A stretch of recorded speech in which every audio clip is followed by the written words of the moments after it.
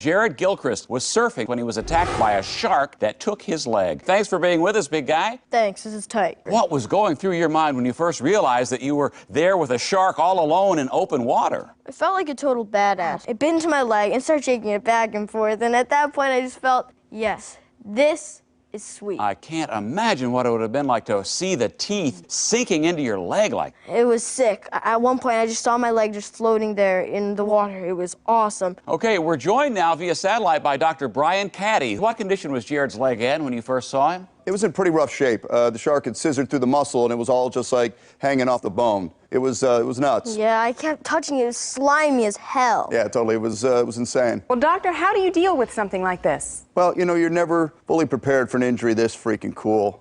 You know, we just tried to stop the blood loss, and we took a bunch of photos because it's hysterical to freak out the nurses with gnarly shit like this. This is the Onion News Network.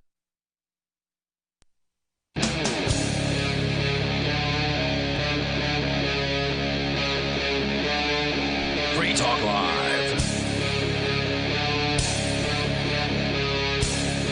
It's Free Talk Live, and it's the live Sunday edition of the program. As always, you're invited to join us here. The toll-free number is 855-450-FREE, like freedom. That's 855-450-3733.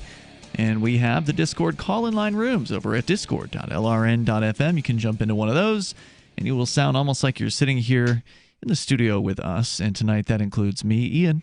Beakless Mountaineer. And Richie Rich. Stuff to talk about. Boy, do we ever have things. Apparently Burning Man did kind of happen. We'll give you an update on what that was about, because we were discussing how they were having an online Burning Man. Yes, Burning Man over Zoom. And it was incredibly lame. But some people actually showed up. Fire juggling is just as impressive when you watch a video of it as when you actually see the fire in front of you in 3 dimensions, you know. I don't even know if they were doing fire on video. I think it was just like artwork kind of things that they were. Anyway, we'll get into that. But also, there's crazy COVID crackdown news, Richie, and you brought a very sad, embarrassing story for the people who are doing this. So I don't know if I'd call it a crackdown, because it's not a government mandated, event.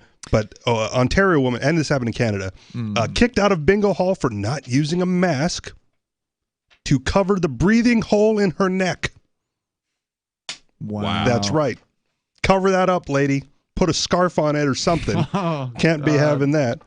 On Ontario, and it is a sad story. An Ontario woman battling lung cancer who breathes through the hole in her neck was kicked out of her local bingo hall because the breathing hole wasn't covered by the mask, her son said. Wow. Elaine Arbo, yes. It gets crazy, right? Oh, like this is the new normal. This is the world we live in now. Because, it's just as easy breathing out of a little hole in your neck as through your, nose and mouth. But, well, the nose is just a hole on your face, right? If you got a hole in somewhere, you got to cover that up. Yeah, you wouldn't want to make concessions for someone because they have a medical condition. No. God That's forbid. not allowed. Yeah. Well, now, I mean, Richie, you tried to qualify the statement that this was not part of the crackdown, and a lot of these businesses are doing what they're doing because they're being told to, under the threat of what they presume to be violence against themselves, if they don't crack down on behalf of the government. So, sure. I mean, ultimately, they're sort of like the unpaid tools of the state. They're the enforcement arm without actually getting any compensation for that. Not that it would make it all right if they were getting compensation for it, but that's essentially what they're doing. They're doing the job of the police when the police are not there. Well, and I think that's going to spread further and further, but this is one of the only places where I'm actually seeing any kind of enforcement for this stuff. And when you they say are not. This is one of the only places? Keene. I mean, like Keene is an example of where they're doing that, where they threaten the businesses in order to enforce these rules. From what I've been hearing, most places they don't even do that much. It's just that people are so terrified of the possibility that they will eventually do things like that they're enforcing all of these things themselves. Well, I know that in Nashua, New Hampshire, which is I think the second largest city, there is a mandate that's apparently targeting individuals, so not targeting the business owners. And I was there with Jay Noon doing a Bitcoin vending machine install in a restaurant there a couple days ago. We were there for several hours. I think almost every person that walked through the door in that restaurant was wearing a mask. Yeah. Wow. That in New Hampshire has changed throughout the COVID crisis. I don't know another word to use. Because in the beginning, it seemed like No, yeah, other places were wearing masks, but you could go places, and I was in the majority not wearing a mask, right? There was a handful of people, March, April, maybe even May, but the last 2 months, it's flipped, right? It is completely flipped. Like, I'm the only person now not wearing a mask as much as I can. Yeah, I definitely remember it going from like 50% to like 20% as far as people, with human faces. It's not good. Yep. It's terrible for our health. And I mean, I've touched on this before, but I mean, not seeing a human face means that you don't get your rest and digest part of your nervous system activated, which means you're not actually healing your organs at full capacity, because part of you is subconsciously prepared for a tiger to attack you, or prepared for one of these primates to just hit you with a brick. If I can see your face, I know you're not mad at me. You're not about to hit me. You're at ease. Exactly. I'm at ease. I know that there's nothing behind me that I need to be concerned about. And on a completely unconscious level, that brings you into the parasympathetic nervous system and lets you actually heal your body. Oh, interesting. And if there is some kind of infection going, I mean, there's always some kind of infection going, but if you're concerned about the infections that you might pick up, then that's actually the worst thing you can do, is to deprive your body of the feeling of safety that only comes from other primates with peaceful faces. Wow, that's a really interesting interpretation. I don't think I've heard anyone bring that one up yet. Thank you for that, Peakless Mountain. Yeah, it ties into what's called systemic inflammation. So now people can go a little far on this when they're defending cannabis, say, and call it a panacea, but there is some truth to that perspective, in that's another one of those things that reduces your systemic inflammation. And systemic inflammation is a risk factor for literally everything. Every disease, every injury, broken bones, the flu, anything, depression, anxiety, all of these things, systemic inflammation will aggravate. And what about the, and I experienced this today, you experience it constantly, where people not only cannot see their face, and so you can't experience whatever expression they have, good or bad. You also have this sort of mentality, or this action, the way people are, the way of being, where people are like pressing up against the side of the aisle to try to avoid you, or they're pushing up against the other side of the door frame as they're walking out of a building, and they're averting their eyes from they don't want to look at you. And I hear all that, and I go the opposite way of Peakless Mountaineer a little bit, and I'm putting together gear of what I'm calling full compliance. Right, the most impressive mask setup you can, because when I don't have to wear the mask, I hang out with you. I see you smiling, Ian. I see you smiling, Peakless Mountaineer. I get all that medical benefits of it. I don't wear a mask normally. But when I'm around the people who want me to wear a mask, I want to be in full compliance around them and deny them of all those health benefits if they're going to be like pressed up against the aisle. I want them pressed up completely, all the way. So yeah, I'm putting together some stuff, and maybe, it's a radio show, so it won't look that cool here. But yeah, didn't you buy like a bulletproof mask or something like that? Got it with me, dog. So if you're looking at the that's camera, something I haven't seen there it is. Of a video game. I'm moving the camera. There it is. So there it is. And I've got a text to speech app on my phone. Yeah. And a speaker that I can hang from my neck. So I'm not even going to talk to people. I'm just going to put on the full compliance mask and have my phone do the talking. They want a faceless robot. That's a creepy looking mask. They got a faceless too, robot. It is. That's the deal. I for one, would be painting it canary yellow with a nice giant grin on the front. Which is that's fine. how I roll. And the company will they'll do paint jobs. I didn't get one because part of it too is I want the anonymity that goes with it. So if I can convince everyone to wear the same mask, if I don't have a canary painted yellow, it's harder to identify. Well, clearly you don't mind being part of the problem here, and I want to be the full problem. That's the thing. Yeah. But around peaceful people who like to smile, like I'm not going to wear this, around you guys out in the open. But if I go to a store and like, you're not allowed in here without a mask, okay. Could turn around and go put that on. And I will go put that on, and then that's what they get. You asked for it. You asked for it. Exactly. That's actually what I use my Guy Fawkes mask for. Full compliance. Didn't you couldn't get somewhere with the Guy Fawkes mask? Yeah, I did try to walk into the bank. Okay. With, it was off my head when I walked in because I want them to be able to see my face. And then I slid it down as they were approaching me, and the lady was like, "You have got to be kidding me."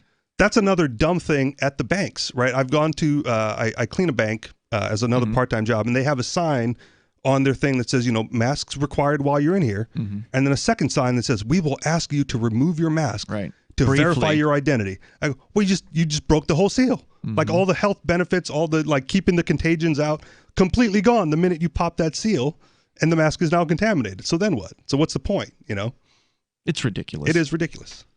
So this lady in, was it Ontario province? Whitby, Ontario. This Elaine is, by the way, Arbo. Ontario is the province where they have the social circles or whatever they call them, where you're limited to the number of people, like it's 8 or 10 people or something like that you can have within your social circle. Yeah. And these are the people that you can touch. You can give them a hug. These are your government-approved friends. Yes. Do not touch people outside of your government-approved friend It's like circle. T-Mobile all over again. Well, and the thing is, the other people in the circle have to be only in your circle, too. So they can't have their own individual circle with their own 10 people.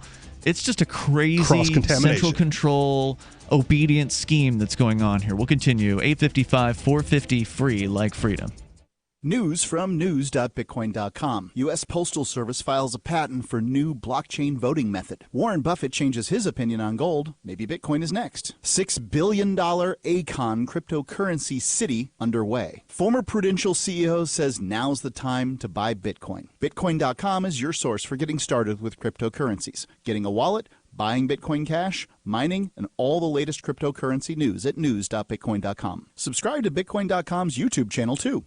Divvy's been a pretty good investment for Free Talk Live. Their ad campaign started in September 2019, and from mid-March to mid-July, the values soared by 10 times. It's not too late. Divvy's new wallet hasn't even released yet, and other things are happening that I can't even say on the radio. If you want to invest and potentially do well, go to divvyproject.org. I can tell you that FTL is deepening its partnership with the guys from divvyproject.org. Past performance is not an indication of future profit. divvyproject.org. DIVI project.org. Do you want more businesses accepting Bitcoin Cash and Dash? Now with AnyPay, you earn passive income for every purchase at those businesses. Finally, a financial incentive to spread Bitcoin Cash and Dash. You made it happen, so you receive the rewards. Download the AnyPay Cash Register app and add your cryptocurrency wallet addresses. Then install it at a real-life business and tell us what you did at AnyPayInc.com. AnyPayInc.com.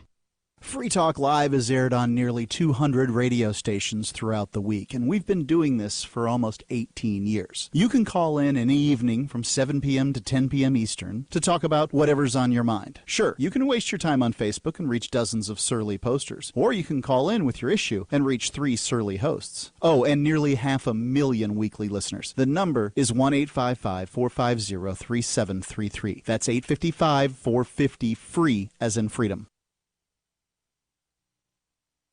A job applicant totally nails an interview with the person who will make his life a living hell for the next 5 years. And adjusting several sliders on a recording studio's mixing console pays off big time. This is the Onion Week in Review.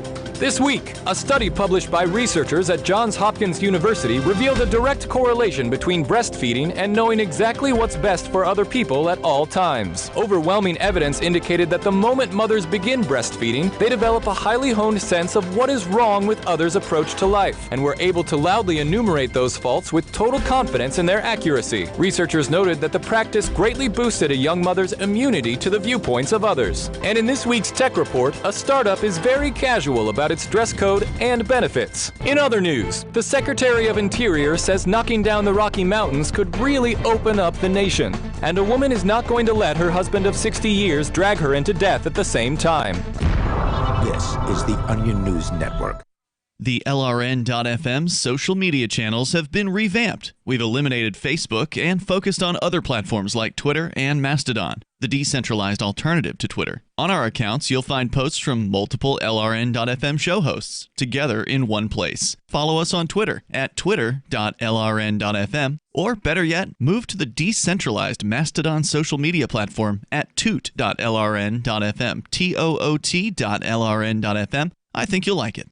Do you have a WordPress website running WooCommerce and want to accept cryptocurrencies like Bitcoin, Dash, Bitcoin Cash, and Bitcoin SV? Now you can easily enable crypto payments from your customers by adding the AnyPay plugin to your WordPress site. Just visit AnyPayInc.com and set up your account by entering your cryptocurrency wallet addresses in the admin. Then enable the AnyPay plugin in your WooCommerce. That's it. Now your website takes crypto like Bitcoin, thanks to AnyPayInc.com. AnyPayInc.com. This is the Liberty Radio Network, broadcasting the latest liberty-oriented audio content 24 hours a day at LRN.FM.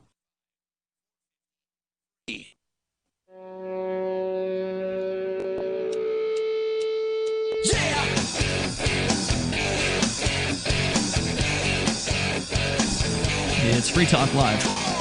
You can dial in toll-free here, bring up anything that you want. Our number, 855-450-FREE like freedom. That's 855-450-3733. Tonight, it's Ian. Peakless Mountaineer. And Richie Rich. From mid-March to mid-July of this year, Divvy, a newer, easy-to-use cryptocurrency we've been promoting here on Free Talk Live, increased in value by 10 times. A little over that, actually. And certainly, Divvy could continue to go up in value. That's obviously the hope of the programmers and the people behind Divvy. But of course, we can't predict the future. That said, so far, we're pretty happy with our decision to hook up with Divvy a year ago on Free Talk Live. You can go to DivvyProject.org and begin earning Divvy by starting a masternode or staking Divvy. They've even got a lottery for people who stake Divvy. You can learn more and get started at DivvyProject.org. DIVI Project.org. We're going to go to your phone calls and thoughts, and then Richie, you're going to tell us more about this older lady. I'm not sure what her age was. She looks kind of like a grandma. 67-year-old. 67 years old. She has a hole in her throat because she's battling cancer. Yep. Well, that usually means you've lost at least part of the battle with cancer. You're still alive. She's still alive, but you can't breathe normal anymore. And remember when they had those people come to school and like give a presentation? Did that happen to you guys? Oh, yeah. Yeah, that was more for like cigarette smoke. This is what you're gonna sound like if that's you smoke probably cigarettes. how she got it. I mean, does that usually happen to other people who don't smoke cigarettes? I mean, I'm sure there's some random throat cancer that can strike people, but usually that sort of an operation is associated with somebody who smoked. Definitely the number one correlation there. Yep. So we'll talk more about her getting kicked out of someplace in Ontario because she didn't have a mask over the hole in her throat. Right. That really happened. This isn't The Onion. This is real life. And we'll tell you more about it. But first, we go to James in Missouri. James, you're on Free Talk Live. Go ahead. Hey, guys. Heard about a new virtual currency that has advantages compared to the other virtual currencies I had not heard about yet. It's called CloudCoin. I've never heard of it. What makes it so special? Cloudcoin.com. Can you spell that? And CLOUD or CROWD? Charlie Lima Oscar Uniform. Okay. Delta. CloudCoin. So there's a lot of these cryptocurrencies out there, and many of them aren't even worth talking about. What is it that makes this one, so special? He got in early. A different architecture from Bitcoin and the other virtual currencies. Well, there sure are a lot of these things out there, and it's so hard to know what's going to be the ultimate, winner. What will dethrone Bitcoin someday? I'm going to go ahead and go out on the limb and say at some point Bitcoin will be dethroned, but that's the only thing that I feel safe saying. You got a caveat. If you're going to make a prediction like that, you got to put a time frame on that. I'm not even going to put a time frame on it. I'm staying right here next to the trunk and saying I don't think that. As a store of value, it's going to get dethroned if ever anytime remotely soon. As a spendable currency, I think it's almost been dethroned. James? Have a look at cloudcoin.global. All right, man. Well, hey, thanks for the call tonight. I definitely appreciate it. One of the things you got to be real concerned with when you get into these cryptocurrencies is you do need to do your research because there are a lot of scams out there. Now, I'm not going to say this is a scam. I haven't looked at it for more than 5 seconds. It's the first time I've ever heard of it. But there was this one thing that they called OneCoin, which was a total sham. There was no technology behind it whatsoever. It was from top to bottom a complete scam, a multi-level marketing scheme that ultimately had no product whatsoever behind it, and people poured billions of dollars into this thing. Well, not all multi-level marketing is a scam either. I didn't say that it was. Yeah. A lot of it is. A lot of it is, yes. But even not a pyramid scheme. It just happens to have a like pyramid-shaped structure. But so does government, so does corporation. Oh, yeah, those are on the up and up. I'm just saying, like the pyramid structure itself doesn't make a thing a scam. No one would ever leave a corporation hanging so that they could, have some sort of exit strategy that kind of screwed over the people that still own shares in it. That wouldn't happen. I got you. But from an efficiency standpoint, like, think about the larger corporations. The one guy is not going to manage the thousands of employees that run the day-to-day operations, right? So there's a structural hierarchy in place that more efficiently uses everyone's time to manage that level. Well, and it looks like a pyramid, but it's not. Well, a lot of that comes into like the buy-in scheme. Go on. So with your standard pyramid scheme, the way that it functions is that it continues to spread, and once it stops spreading, that's when everyone at the top exits, so that at the very bottom, people are still buying in. So it's the investment of resources that's really the question there. Right. Whereas, like, as far as a hierarchically based structure, I mean, at least easily documentable back into Roman times. So, right, which is also why not every multi-level marketing product or service is a scam. It's just, how is it funded? Is it funded legitimately? Do they have a service? Do they have a product that you can actually purchase? That's right. That you can do, or is it just, hey, invest in this so that they can pay the higher money investors? scheme? Yeah. Right. Yeah. That's where I draw the line. That's an important distinction. Can you sell the product without buying it yourself? Can you sell the product to their customers instead of providing your own friends and family? Just a couple of things to watch out for in those sales schemes. Yep. Definitely the case. If you want to weigh in, maybe you want to give us your experience with these things, the toll-free number is 855-450-FREE. Or if you've heard of this cloud coin thing and you know this is questionable, or like you're a huge fanatic. There's just so many. And they come in with a lot of the new ones. They come in with such huge big market caps. promises too. Right. Like this just launched cryptocurrency, market cap $5 billion. Well, there was one like that recently, Polkadot. Something like that. That came out, and it just shot up to like number 5. For on the, what? How? How? It's got buzz. People are obviously interested in it. Is that a function of the market then? Do we have to like grant them that the market has spoken and Polkadot is now number 5? Right now it's number 6, right behind Chainlink, Ripple, Tether, Ethereum, and Bitcoin. So Polkadot is now higher on the top 10 than Bitcoin Cash. There you go. Yeah. With what? And it's been out for like a month. Less what's than a month. What's the offer? What do they have that's so special and so? That's the thing. A lot of these things are so obtuse to me. Like, I'm not a programmer, okay? I could have been. Like, if I'd gone in a different direction in my life. I took a programming class in high school, right? If I'd gone in a different direction, I could have gone that way, but I'm not. And so, like, some of the things that when you look at the feature lists behind these Have you read the white paper? It's amazing. I definitely haven't. I've tried looking at a white paper or two, and it's just my eyes gloss over, and it's too technical for my blood. I actually did read the white paper on Bitcoin.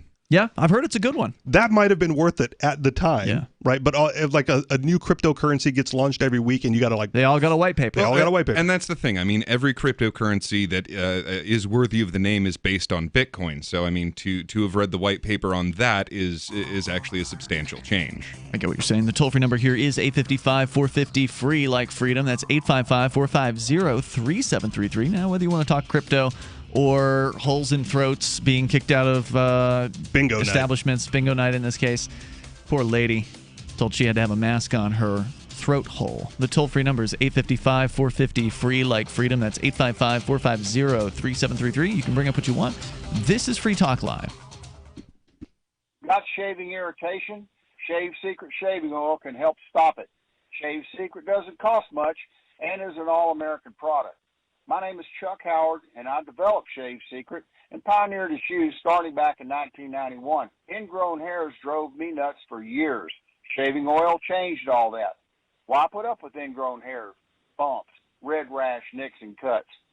Shave Secret provides men and women with what we believe is the best shave ever. Our proprietary blend of 100% natural base and essential oils plus a hint of menthol was designed to help eliminate shaving irritations like ingrown hairs, bumps, red rash, nicks, and cuts. We'll lose those shaving irritations. Available at Super Walmart, H-E-B, Wegmans, Giant Eagle, Discount Drug, Navy and Marine Exchanges, Amazon, and ShaveSecret.com. Use the code FTL for Free Talk Live and get a discount. Shave Secret, the best shave ever. Hi, I'm Montel Williams. Most of you know me as a talk show host, but I'm also an author, actor, single father of 4, a fitness writer, avid snowboarder, and I'm also a medical marijuana patient. Like many of the million people who are living with multiple sclerosis, I'm in pain every single day. And sometimes my nerves are so raw that if you brushed up against me in an elevator, I'd scream. I can't sleep at night from the pain, and sometimes the spasms in my legs are so intense they will wake me up throughout the night.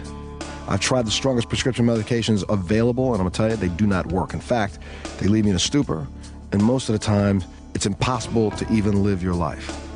Now, I've tried medical marijuana, and I'm going to tell you something, it works. If you'd like more information about medical marijuana, you can contact the Marijuana Policy Project at mpp.org or call 1-877-JOIN-MPP.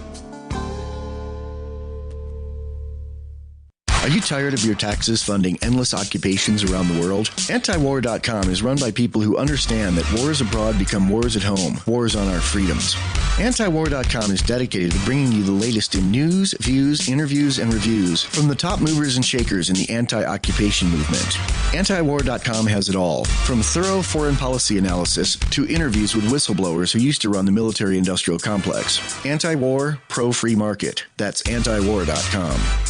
There are lots of ways to listen to Free Talk Live. Our podcast has been around since podcasts began, and now the FTL feed is loaded with content besides our full show archives. Did you know that we make it easy for you to customize your podcast subscriptions? We have different feeds, one that includes only our full shows, one with just the Daily Digest, and our main feed that includes everything. You decide what you listen to. It's quick and easy to customize your feeds at feeds.freetalklive.com. That's feeds.freetalklive.com. Why did you move to the Shire? I moved here to the Shire because there's other people around who take liberty just as seriously as I do. I moved to the Shire because I saw videos of people challenging authority and thought that I could get support myself. It called to me, like, do this, right now. I wanted to be around people like me who got it, and once I got here, I knew there was nowhere else that I wanted to be. I've always wanted to change the world, so I moved to the Shire to join people who were actually working towards doing the same thing. The people here are awesome, loving, and positive. It was for the adventure and for the feeling of something important is happening here, and I just wanted to come to sort of be part of that. Visit ShireSociety.com to read and sign the Shire Society Declaration and learn the reasons why, if you love liberty, you should immigrate to the Shire. Plus, connect with others via the forum at ShireSociety.com. That's ShireSociety.com. You can sign up to receive the latest about the Liberty Radio Network via our email updates at updates.lrn.fm. That's updates.lrn.fm.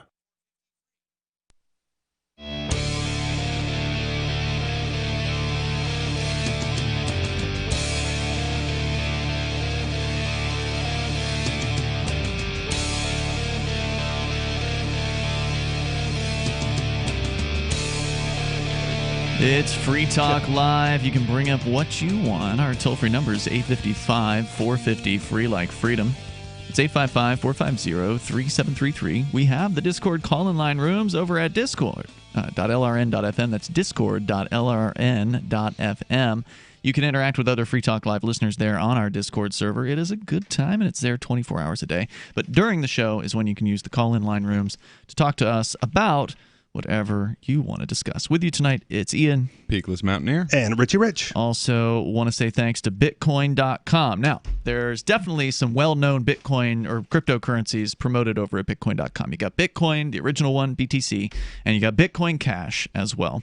And they will give you a good introduction, an overview of cryptocurrency like Bitcoin at Bitcoin.com. So just click the Get Started area. So if you're brand new to cryptocurrency, this is a good place to go to get the basics. You got to get the basics down before you can really take a look at some other currency, some other cryptocurrency. Like you said, Lee, you read the Bitcoin white paper. And if you're going to read any of these white papers, that's probably the most sensible one. Well, I mean, it was such a fundamental change. I mean, they have solved a fundamental change. Well, yeah, to money. And I mean, this has been a philosophical problem that's been batted about for like 2,000 years at this point.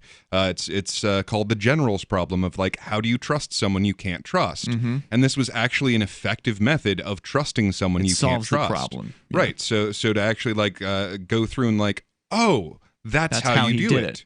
Because I like to get into the nitty gritty if I'm going to actually like invest time, energy, and money in something. And I've heard he's written that white paper in a way that like most people can kind of read through it. It was so legible. Yeah, that's so useful legible. Because some of these things, it's like super techy, super detailed, and it's like I can't handle that. I'm not an engineer, I'm not a programmer. It did for cryptocurrency what Stephen Hawking did for astrophysics. Wow. So let's go to your phone calls, because we had somebody call in and they promoted this coin I'd heard his voice before. So like he's a caller. He's not like somebody who just called for the first time. The dude sounded familiar, and he brought up this thing called Cloudcoin. And I had never heard of this before. A quick search for the coin doesn't show it on CoinGecko. I haven't checked CoinMarketCap. These are the websites that are two of the larger sites to kind of catalog thousands of the existing cryptocurrencies and, what are their current market prices, where can you buy them, details on them. Yeah, I did a quick search, and I wasn't sure if it was the same as apparently there's a moving cloud coin, and then there's just Cloud, which is another cryptocurrency, apparently. I think he gave the website, right? Cloudcoin.global. But let's go to this other, because another caller on the line is calling about this, which I don't know that's unusual for two people to call in a row about the same obscure crypto. So he might have been listening. Maybe. And then wants Philip, to comment you're on Free Talk Live. Go ahead. Yes, sir. Yeah, thank you for taking my call. Welcome. I was just going to tell you, this morning I had heard on Coast to Coast they were interviewing the person who had developed the Cloud Coin. So really? I guess kind of take that for what it's worth. But maybe that's why I think the other guy who called was also calling from your area, so maybe he heard the same yeah, it could be. show. But it sounded like, to me anyway, and I'll be the first to admit, I know very little. Actually, I know nothing about cryptocurrency other than I know that there is such a thing. But if I can recall, the way he described his being different is just the privacy and the anonymity to it. He basically described it as, if you have $2,000 cash in your pocket, you're the only person who needs to know that you have $2,000 cash in your pocket. If you have $2,000 in the bank, they're going to there, up to and including the government.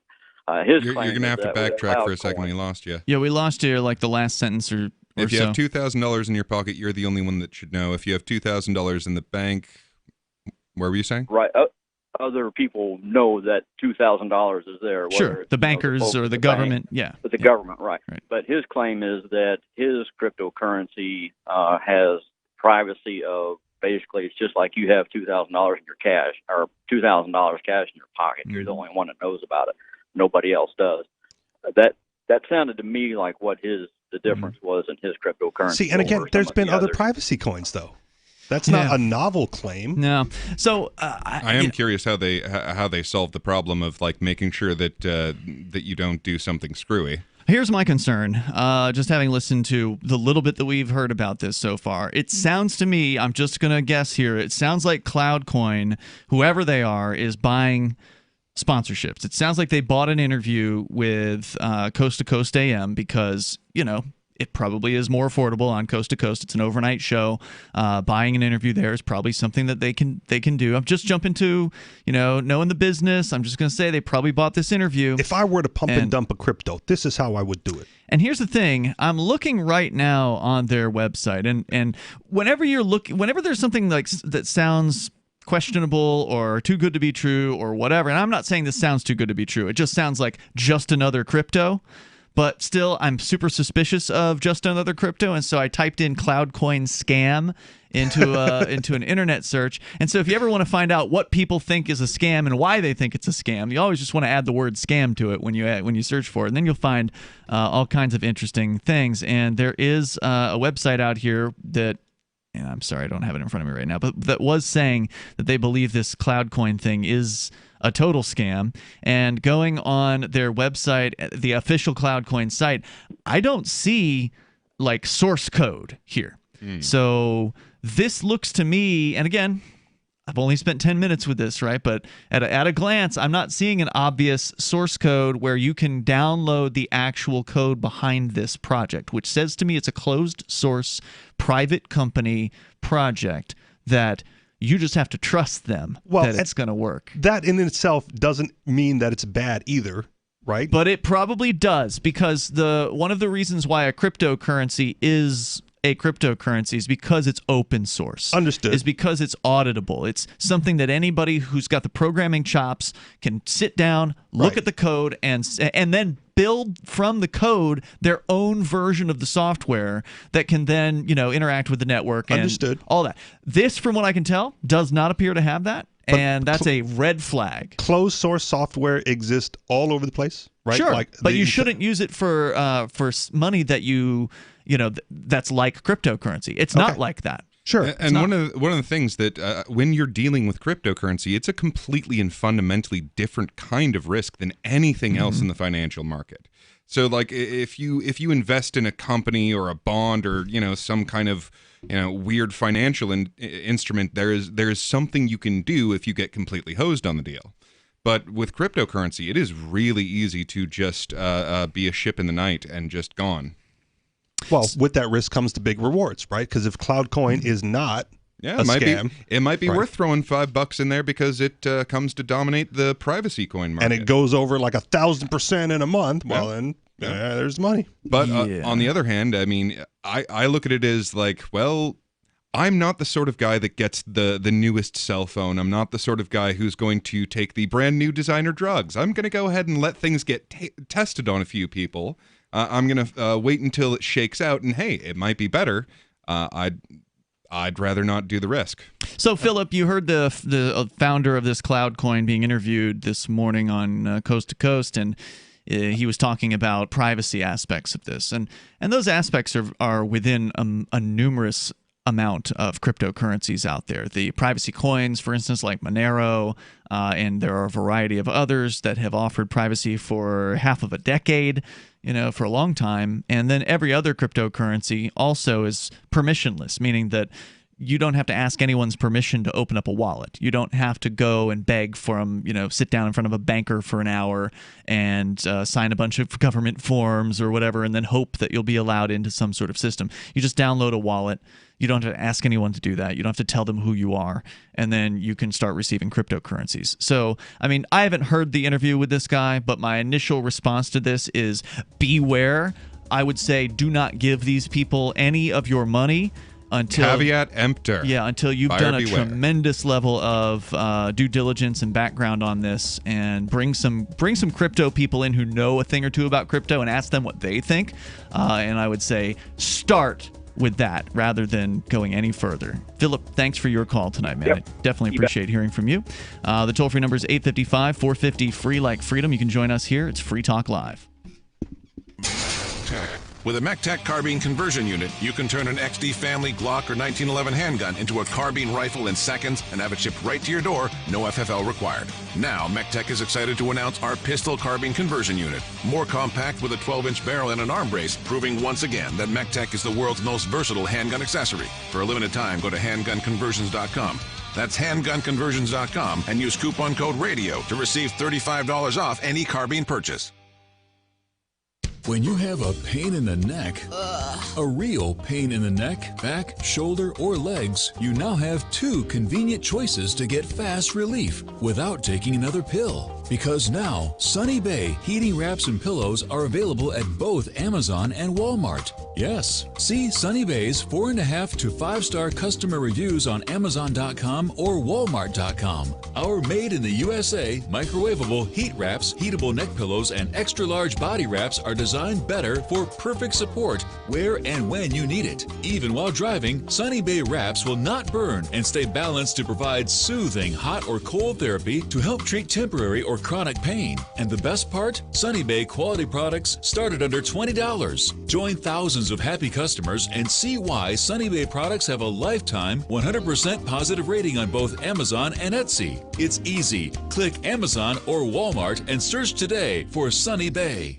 Hi, I'm Dan Pilla. I started fighting the IRS over 40 years ago when they tried to seize my mother's house. I sued the IRS and won. I beat the IRS then, and I've been beating them ever since. I wrote the book on tax debt settlement, and I've helped thousands of people deal with tax problems they thought might never be solved. I can help you too.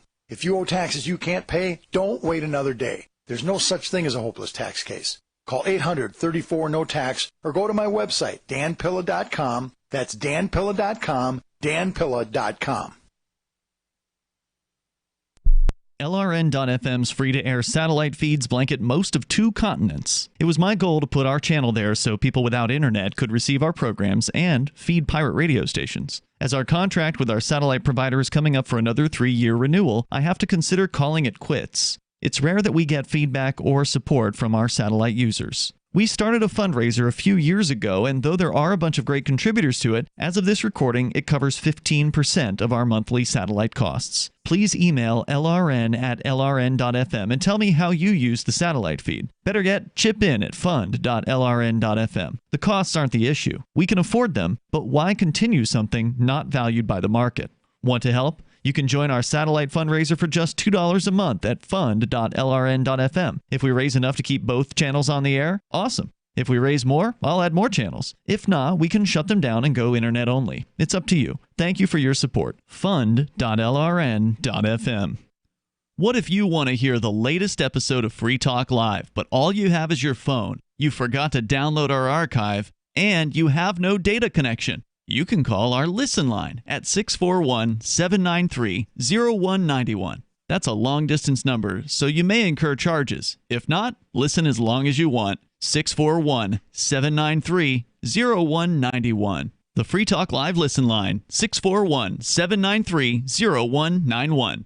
Bitcoin.com has launched a trading platform at local.bitcoin.com, allowing you to buy or sell Bitcoin Cash via dozens of payment methods like PayPal, Venmo, bank deposit, remittances, or meeting in person with cash. There are no ID requirements to sign up for and use the site, and all communications between buyers and sellers are encrypted. Finally, a global trading platform that respects your privacy. Visit local.bitcoin.com to get started trading Bitcoin Cash. local.bitcoin.com. What's up next? Visit the Liberty Radio Network program guide to find out at shows.lrn.fm. That's shows.lrn.fm.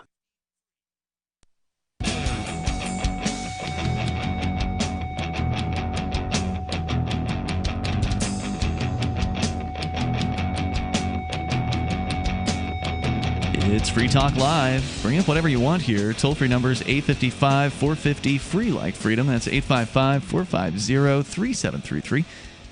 And we are talking all of a sudden, because it's open phones and anyone can call in about anything.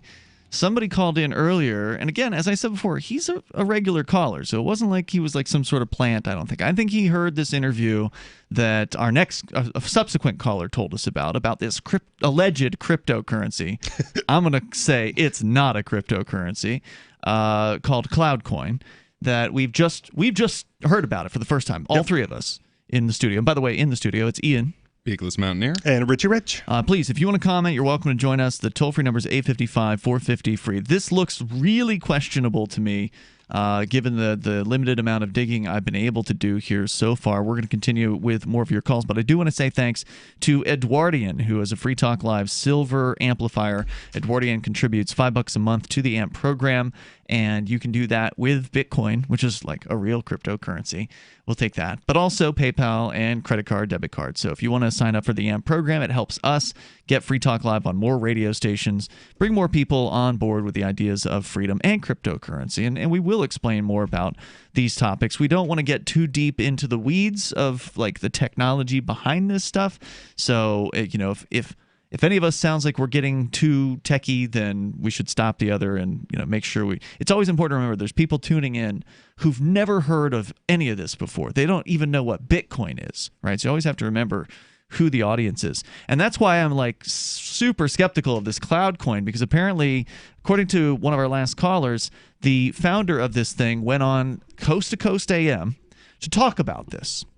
Now, either he was calling in because he was just a caller and happened to get on the air, or he was a scheduled guest. If he was a scheduled guest, I'm going to say it was a pay-for-play, paid interview, because why would they have the founder of CloudCoin on the air otherwise? It's unremarkable as far as what it is. It is not on any kind of Bitcoin exchange. That's another red flag. Because it's the next best thing. You have to get it out there for people to realize that it's the next best thing. You do have to get it out there, and maybe it's not a scam per se. Maybe the guy who programmed this really is a genius, and he's come up with some sort of amazing system. He's got a little comparison page on the CloudCoin website that compares... I have a general rule where if you are going to sell me a thing and I ask you what's in it and you won't tell me, you won't show. I usually don't buy it. Well, I mean, usually, but that's not necessarily true. Here's this delicious cupcake. Can you tell me what the ingredients are? No.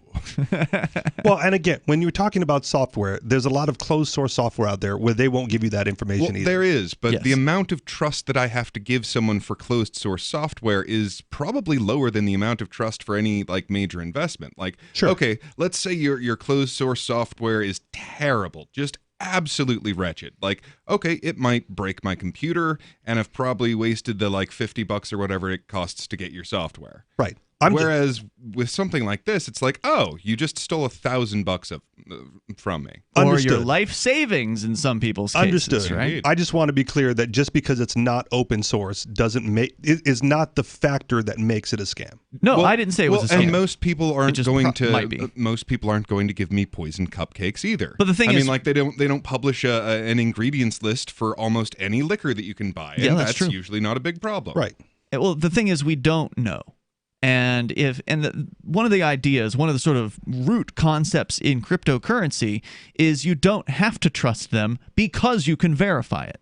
Because the code for Bitcoin was released publicly, and since then all these other cryptos, most of them have copied Bitcoin and changed a little bit here and there, but they all release their code publicly, the ones that are legitimate. But even the Bitcoin code, how many users of Bitcoin have gone in, downloaded the source code, and read through it? Probably a small fraction of them. Yeah. But somebody has. Sure. By now it's been poured over and changed and looked at and argued about ad infinitum. At the very least, probably the people that forked from it. And Certainly. From an individual perspective, you are then putting a lot of your trust into the collective. I'm trusting the geeks. Sure, but I don't mind using Linux either. Okay. I trust the geeks in this case. Enough. Yeah. And that's because I know some of them. Right? We were just out at a social hangout, and there's a guy there who works on a cryptocurrency named Hush. His name is Duke. We've had him on the show on occasion. He is a Bitcoin programmer. Okay. He's one of the guys who has contributed code to Bitcoin. And I know Duke, and I know that he's a good guy, and I believe that there's enough good guy geeks out there who've looked over these programs to where I don't have to learn how to program and do it myself. I accept that. This is kind of a reverse panopticon, where none of us are necessarily looking, but any of us could be looking. So it's very much the same principle that is used for oppression in the panopticon, only totally Reversed. Turned on its head. Yeah, so that any one of us could look into it if we wanted to.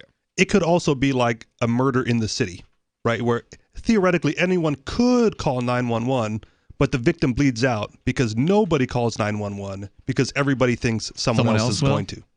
Well, if they got blood on your jacket, you'd probably yell about it. Maybe. Well, but there are stories where people die in the street in New York City. If their code is terrible, you're probably going to make a fuss because you lost something. Well, if there's some sort of malicious or backdoor related code hiding in the depths of the Bitcoin Core software, then it's been a major failure on the part of all the programmers who've looked over that software between 2009 and now to not discover it, and a major act of on the part of whoever it is that put that code in there, the dastardly individual who managed to conceal it so well, they have had incredible resistance to actually using it, right? Like they've been waiting and waiting and waiting because like the longer they wait, maybe the more it'll be worth and the more they can steal from people or whatever. But it's preposterous to believe that could be the case at this point because the code has been reviewed by countless programmers over the last decade. Something like CloudCoin. So far, I've yet to find any kind of access to their code. So that's another huge red flag. James calling from Missouri. Is this the same person who called earlier tonight?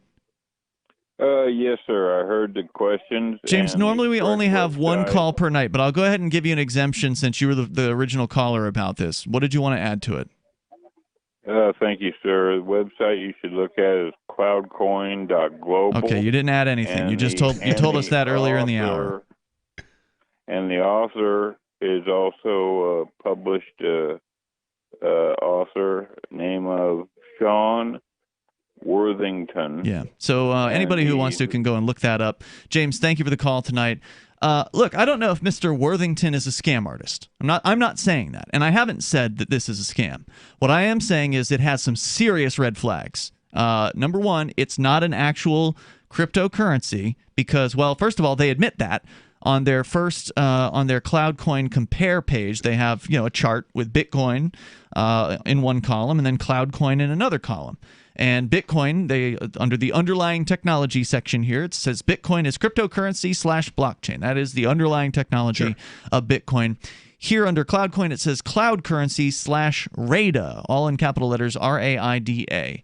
Now, so they're creating their own technology. They've created their own supposedly technology. Better than Bitcoin cryptocurrency. Yeah, and you go down the list here, and they're comparing and contrasting, and obviously they want you to believe that CloudCoin is the superior technology. But how do we really know? If you can't audit the code, then you don't know anything about it. It could just be like the OneCoin scam was, where they never had any kind of wallet software. They just had like a website with a number that incremented. It's just a number went up constantly. So you thought that you were getting more of this stuff. Well, and this is why people take risks, right? You go, how do we know? We don't know. Nobody knows. But if you like risk and you like big financial rewards, right? And this could be the next best thing. Maybe you risk a little bit of coin to get in on the ground floor since it's only been around a month. This has been around much longer. Oh, This website was founded in 2016. Okay, wow. This is a fun chart here at the CloudCoin Compare. Did you find something interesting? Theft can be stolen, whereas theirs is 100% safe. I'm just going to go ahead and call BS on that one. Because, Bitcoin can be stolen, sure. If you let someone into your wallet, if you leave That's not called stealing. If I hand you my wallet and say, take care of this for me, you haven't really stolen it from me. Maybe you're just defrauded. maybe not the best person to hand my wallet to.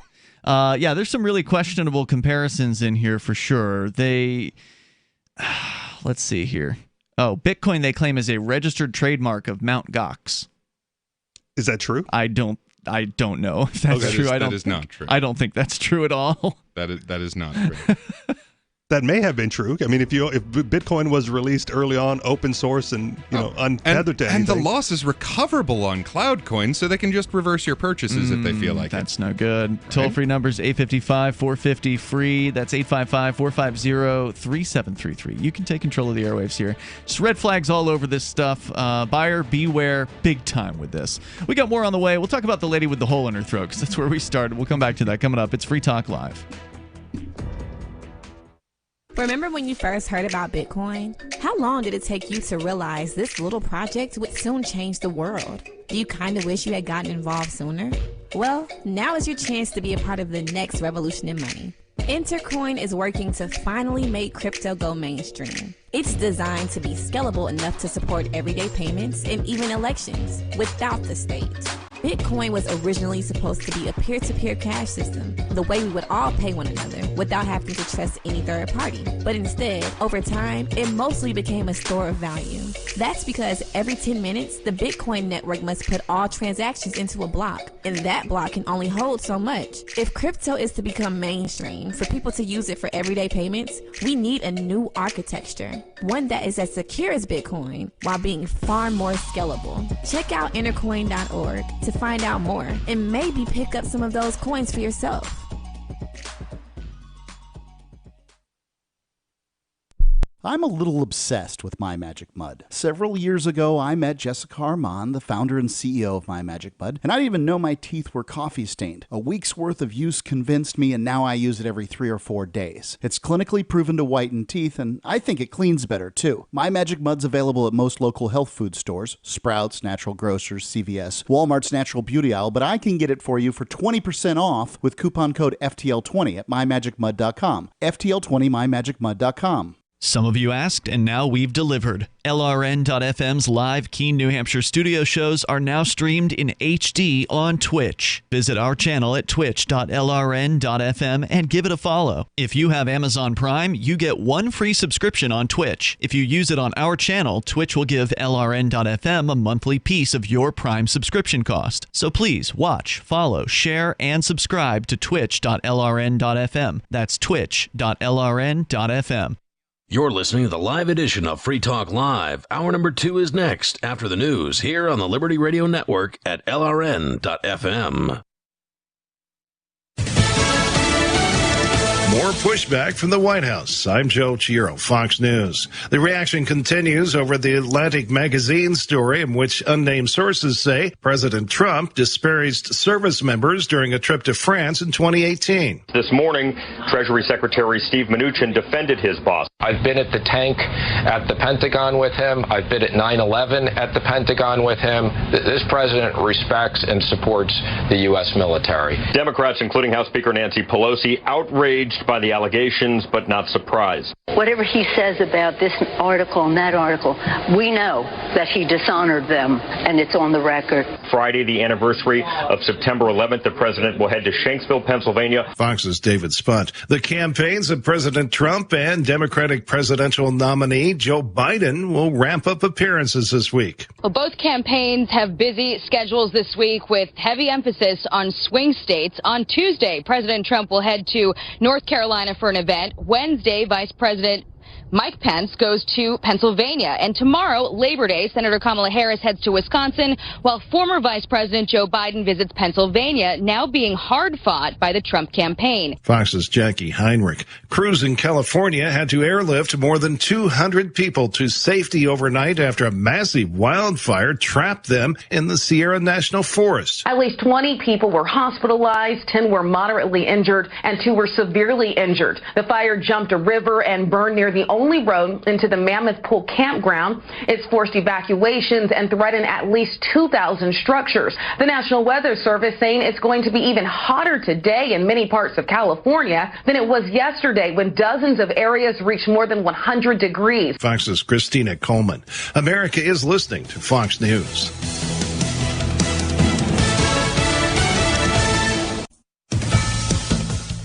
A trade group says many New York City restaurants will shut down permanently because of the COVID-19 economic impact it says officials still haven't addressed. New York State's lawmakers still have not finalized relief for the state's restaurant operators whose businesses continue to be severely affected by coronavirus restrictions on dining in and overall loss of business. And now the New York State Restaurant Association says at least 6 out of every 10 restaurants in the state will close if they don't get some help soon, and half of those might be forced to close their doors before November. The association says restaurants in New York need rent relief and to allow more people to sit in dining rooms and for business interruption claims to be paid. Eben Brown, Fox News. Hundreds of restaurants are suing to get indoor dining reinstated. The coronavirus pandemic also making it very difficult for working mothers. Many schools from coast to coast are starting the year with remote learning. Others are doing a hybrid approach, and that means more parents can't work. According to a study published in August by Sage Journals, more than 3% of women with kids 6 and under left the labor force since the pandemic began, and more than 4% of women with children ages 6 to 12 went home. The numbers were lower for men. Economists worry that the decision could affect the financial stability in families in the near term and reverse decades of average wage growth for women in the long term. Rob Dawson, Fox News. The heat wave has made it a challenge this holiday weekend in many parts of the nation for people enjoying the outdoors, but Denver will soon be facing something totally different. We'll be below freezing on Wednesday and a chance for rain and snow in between. It doesn't really happen until late Monday into Tuesday. Tuesday is the peak of our rain and snow chances for the week. Fox 31 meteorologist Matt Macon. Some higher elevations could see up to 14 inches of snow. I'm Joe Chiro, Fox News.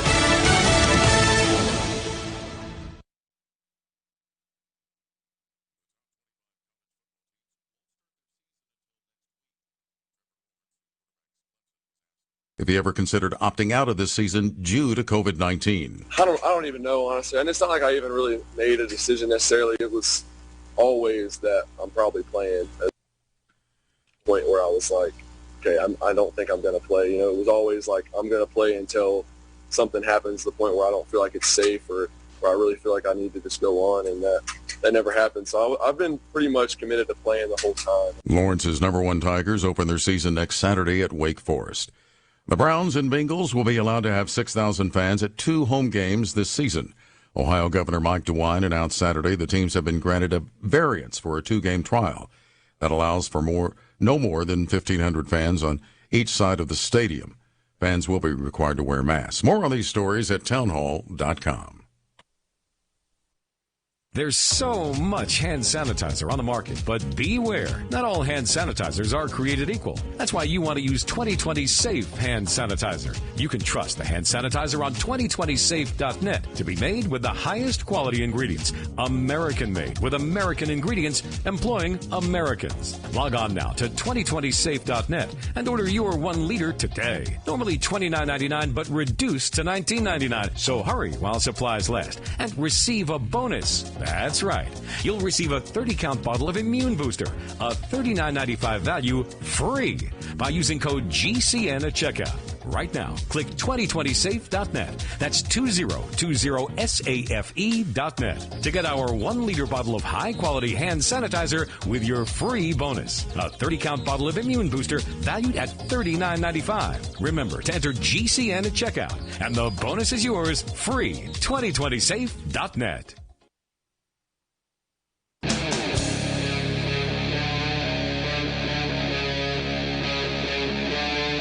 Free Talk Live.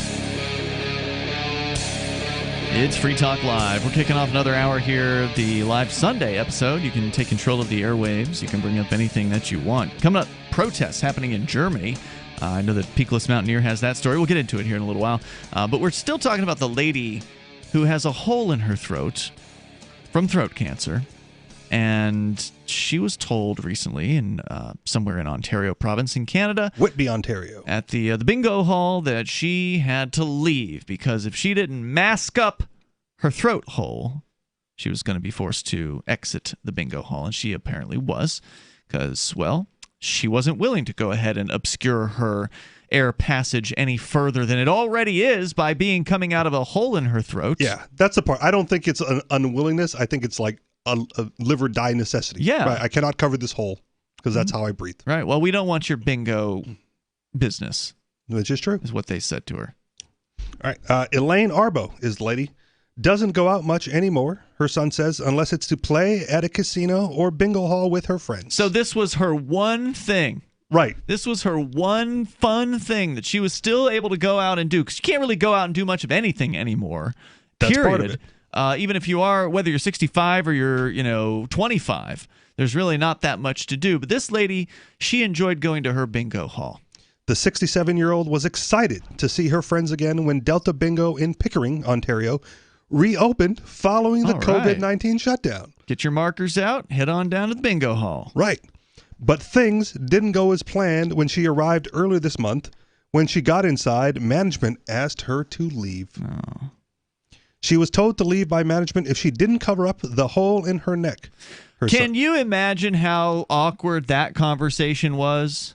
The ball's on that guy. I know. Wow. And one of the fun things about this, like... just following orders, man. Just doing my job.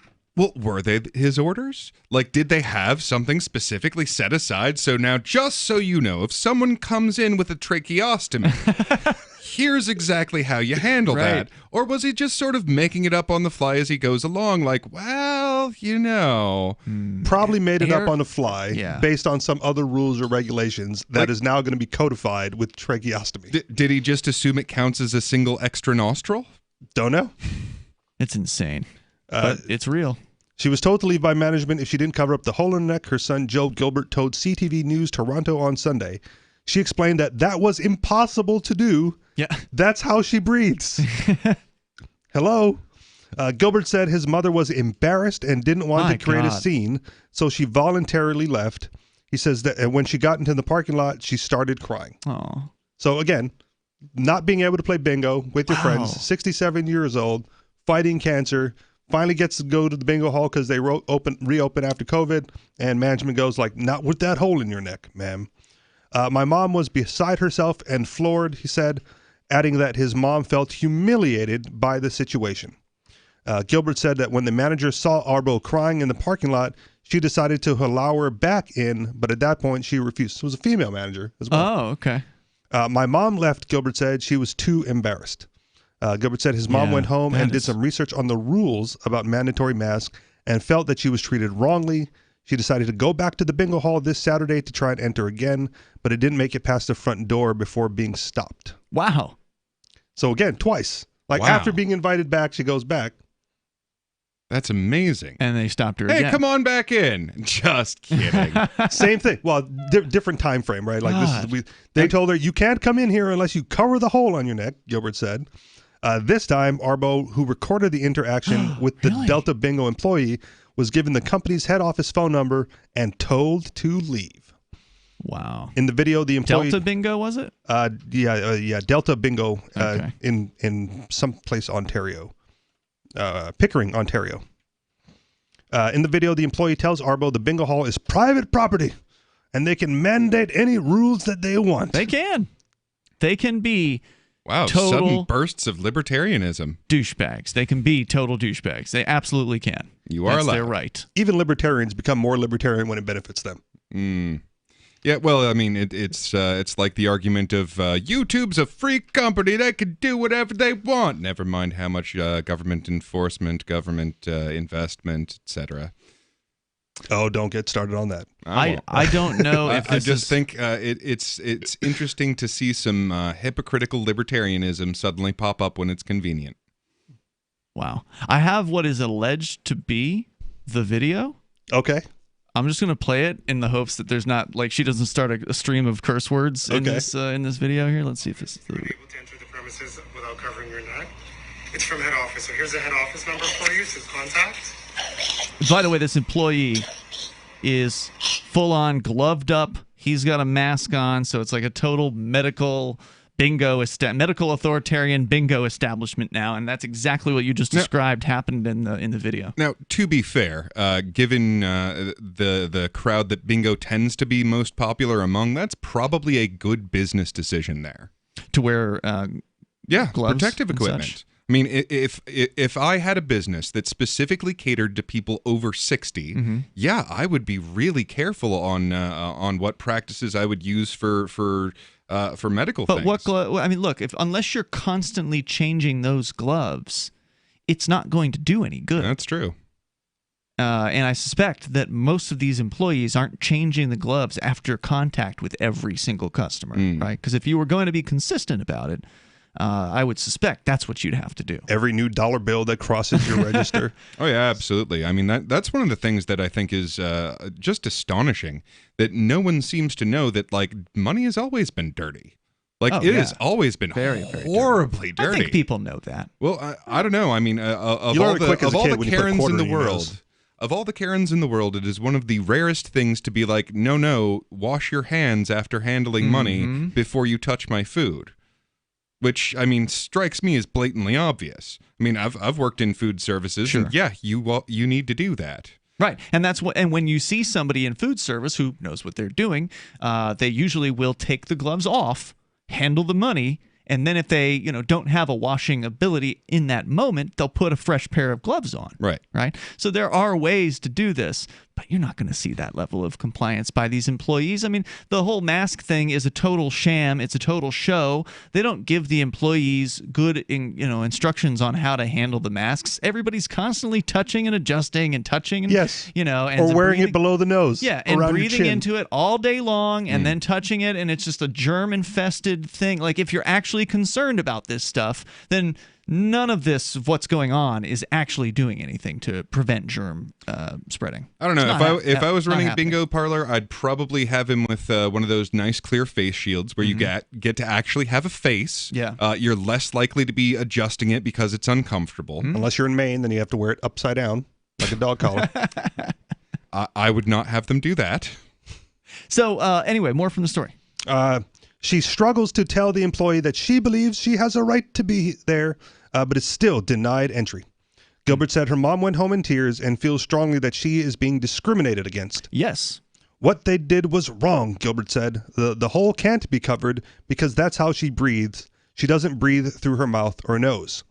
If you cover it, you might as well take away someone's life support. My God. Now, to be fair, right, with the whole mask thing, we normal humans, without holes in our throat, breathe through our mouth and through our nose. Yes. And we are being required to cover that up as well in a lot of places. So I have only done it in one place. Understood.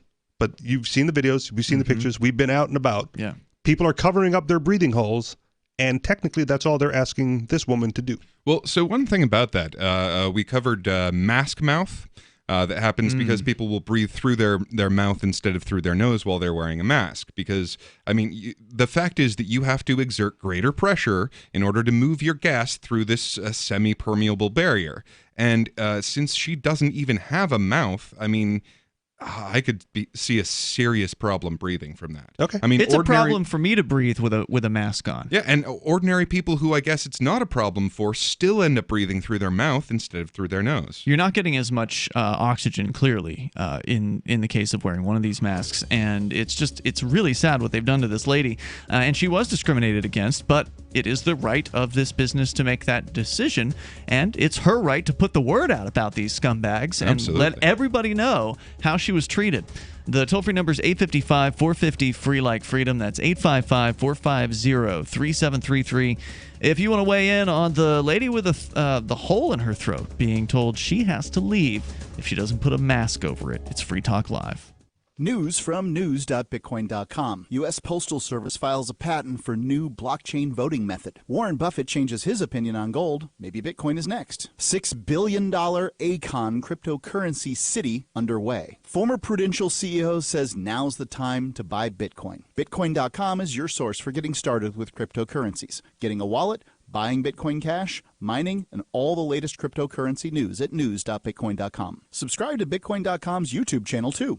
Divvy's been a pretty good investment for Free Talk Live. Their ad campaign started in September 2019, and from mid-March to mid-July, the values soared by 10 times. It's not too late. Divvy's new wallet hasn't even released yet, and other things are happening that I can't even say on the radio. If you want to invest and potentially do well, go to divvyproject.org. I can tell you that FTL is deepening its partnership with the guys from divvyproject.org. Past performance is not an indication of future profit. divvyproject.org. DIVI project.org. Got shaving irritation? Shave Secret shaving oil can help stop it. Shave Secret doesn't cost much and is an all-American product. My name is Chuck Howard, and I developed Shave Secret and pioneered its use starting back in 1991. Ingrown hairs drove me nuts for years. Shaving oil changed all that. Why put up with ingrown hair, bumps, red rash, nicks, and cuts? Shave Secret provides men and women with what we believe is the best shave ever. Our proprietary blend of 100% natural base and essential oils, plus a hint of menthol, was designed to help eliminate shaving irritations like ingrown hairs, bumps, red rash, nicks, and cuts. We'll lose those shaving irritations. Available at Super Walmart, H-E-B, Wegmans, Giant Eagle, Discount Drug, Navy and Marine Exchanges, Amazon, and ShaveSecret.com. Use the code FTL for Free Talk Live and get a discount. Shave Secret, the best shave ever. So the protection of life, liberty, and property is what the Free State Project is all about. But it's an effort to move 20,000 people who understand. It's about demonstrating to the entire country that, yeah, we can have a free market, a truly free market. Making it just a freer, great place to live. It's the world's largest voluntarist libertarian community, and it's only getting bigger. That's amazing, to be able to move to a place where other people passionately believe in being free and independent. What the Free State Project is managing to do, though, is to put their money where their mouth is. It's physically getting up across the country and saying, let's go someplace and let's demonstrate the power of these ideas. There's a lot of kind of philosophy that surrounds liberty. There's a lot of thinking about it and talking about it. But here in New Hampshire, people are doing it. 101 Reasons Liberty Lives in New Hampshire, a documentary by Free State Project Early Movers. Watch it free at 101reasonsfilm.com. 101reasonsfilm.com. So you've heard all 3 hours of the latest episode of Free Talk Live, and you're still hungry for liberty-oriented audio content? Did you know that we have another 24/7 audio stream at LRN.FM? The Liberty Radio Network airs the latest episodes of some of the best liberty-oriented podcasts on the internet around the clock. In addition to recorded content, you'll also hear live shows like Free Talk Live, originating from our Keene, New Hampshire studio. So listen anytime at LRN.FM. That's LRN.FM. There are basically two types of advertising: direct response and branding. Radio's great for direct response with its low cost to listener ratio, but audio can't be beat for branding, which is a longer term endeavor. You want to be the first thing that someone thinks of when they think about your product or service. If you have a local business that you want kept top of mind in your community, call the station. If you need national reach, Free Talk Live's got around 200 radio stations, millions of monthly listening sessions, can suit all budgets, and if we don't think we're right for you, we'll tell you. Email me, mark@freetalklive.com. Join the LRN.FM Discord for live chat 24/7 at discord.lrn.fm. That's discord.lrn.fm.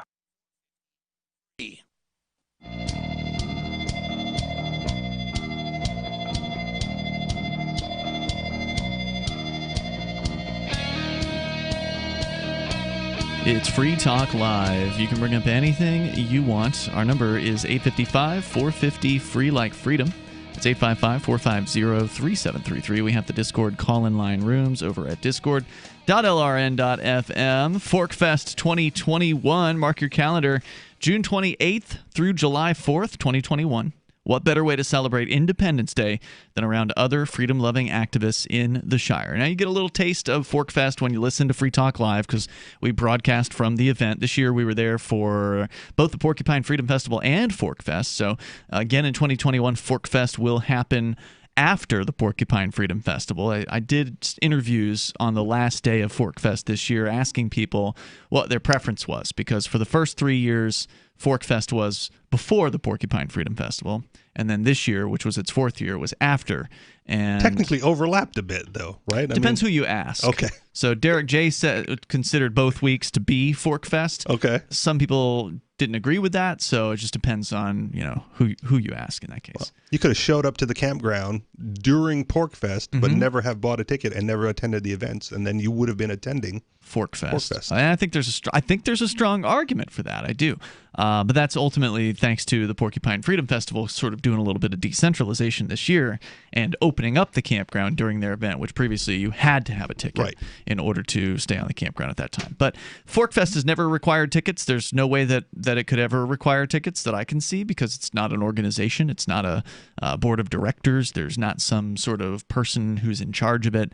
It's just some people that go to a campground from a certain time to a certain time, and even that's not very certain. You could come sooner or go later or whatever, right? It's just what some people have There's agreed rumors on. out there that Forkfest is still going on today. Well, actually, apparently it wasn't Forkfest, but it is in the news that there are some people that showed up to Burning Man even though it was canceled. So nice. Yeah, that's good to see. I was really glad to hear that. I saw that coming with Sturgis. There is such no, they canceled it way back. Burning Man was canceled in like May or April. Yeah. Yeah, because I knew the Sturgis people were going to show up. I mean, I've it sounded hung out like it was with awesome. some motorcycle enthusiasts, and there's just like this rich tradition of like, no, this is what we do. We do what we want. We always do this, and there's a. I mean, it's hard to get more independent than the bikers. My way of conveying myself from A to B is a one-seat ride. I mean, that's about as much physical expression of independence as you can really get. And you don't have any walls around you. You're exposed to all the elements. I'm surprised to see it from Burning Man, mostly because it tends to be a politically left thing. I mean, it really has to do with the personality type. It's a very high openness to new experience, openness to aesthetics.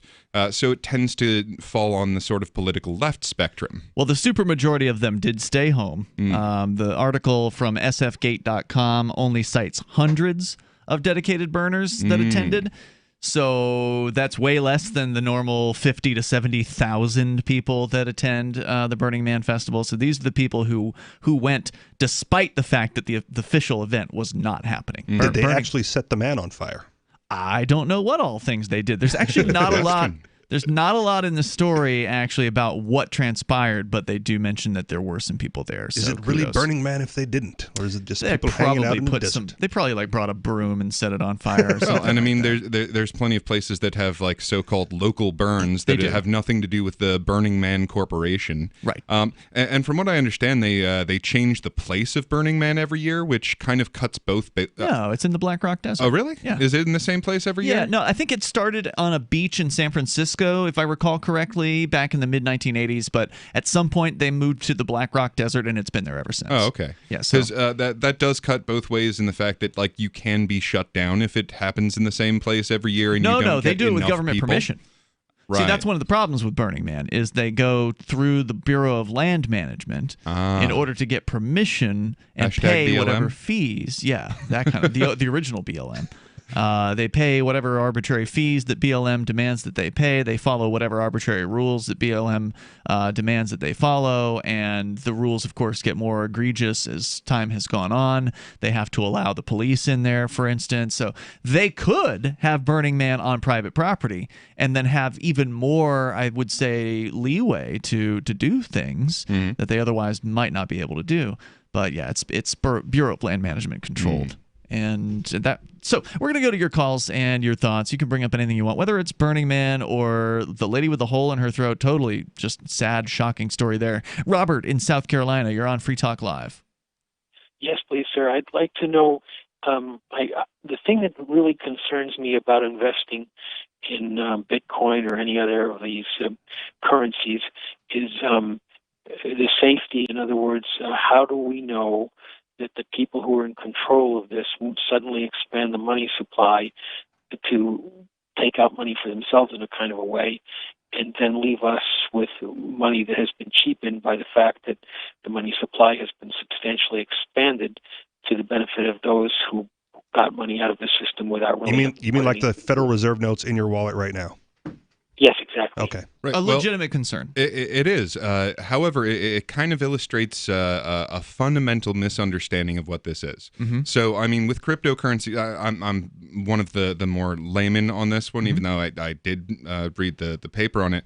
But so with ordinary currencies as we know them today, you have a central issuing entity, usually a country. I mean, you government. Yeah. You could theoretically do this with like a credit card system or something like that. But yeah, you have a government that issues the currency out there. Now with this, you don't have any kind of central planning with it. What you have is a set of code that everyone who runs this code is all running the same code if they're going to have the same currency. And it has a programmed in way of having a very specific amount over a specific time period that gets brought into circulation. And unlike all of the centrally planned currencies, there's a specific cap. There will only ever be, I think it's 21 million Bitcoin. Now, that's true with Bitcoin, but it's not true with all cryptocurrencies. So as I understand it, Monero, for instance, does not have a cap. It does can not. just keep on inflating. It does not. And couldn't the Bitcoin cap theoretically be reprogrammed? It theoretically could be raised. It could be. Now, I think they'd lose a lot of business. Well, that's the thing. If they did that, because almost no one considers this to be a possibility, but it is a possibility if they decided, all right, we're going to double the cap. It's going to be 42 million Bitcoin. And in fact, we're going to make it come out twice as fast, right? Because right now it's one block is mined every 10 minutes. Now the blocks are the data that the miners sort of put onto the blockchain being the publicly visible ledger that has all the transactions that the history of Bitcoin's ever had. Well, if all of a sudden tomorrow they say, okay, coming up in 1 month, we're going to hard fork Bitcoin, because that's what they have to do to change this. They have to do what's called a hard fork, meaning they're changing a fundamental portion of the software, and in order for Bitcoin to work in the future, or for you to work with Bitcoin, you have to upgrade to that new software. But some people are going to be like, we want it to be 21 million, and we're going to keep going with 21 million. I'm going to be in that crowd. The new people, the other guys are going to say, well, we're going to do 42 million, and then Bitcoin splits. So one more variation of Bitcoin. Yeah, and so you can still have the original 21 million Bitcoin, and that may be the one that's valued higher by the marketplace. Or maybe not. Or maybe not. Thanks for the call, Robert. I appreciate it. But yeah, that's the important thing, is you can know what the inflation rate is of these cryptocurrencies. You can predict that to some extent. With the federal government, you can't predict any of that. You just know it's going to go up. So when we brought him home, we didn't realize that Bear, the rescue dog, was actually sick. He had very flaky skin. He was dropping a lot of fur. And Levette wanted to do steroid injections, special dog food. Nothing seemed to work. So I was at a dead end. DINOVITE.com. I've been hearing Dinovite on the radio for years. It never actually crossed my mind to try it until it finally sunk in. Oh, you're talking about hair and skin. And all right, I'll try it. Well, it took probably 6 weeks, but after we started using Dinovite, no more flaky skin. He doesn't scratch and itch, and he started to put weight on. Dinovite is nutrition. I wish that we would have started the Dinovite right away. It would have been so much easier. You won't believe how happy your dog will be. Every rescue dog in America deserves Dinovite for 90 days. DINOVITE.com. The easiest thing in the world for a reader to do is to stop reading, according to the late, great Barney Kilgore, who became managing editor of the Wall Street Journal in 1941 and grew the paper's circulation from 33,000 to 1 million by the 60s. And he'd be pleased to know that his paper is one of the few that people now pay to read online. Someone else pre-internet who realized that attention is fragile?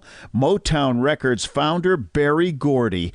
In the early 60s, when his label dominated the charts, he'd bring a dozen real people into the Hitsville, USA studios and audition songs. And he'd ask, if you were down to your last dollar, would you spend it on this record or would you buy a sandwich?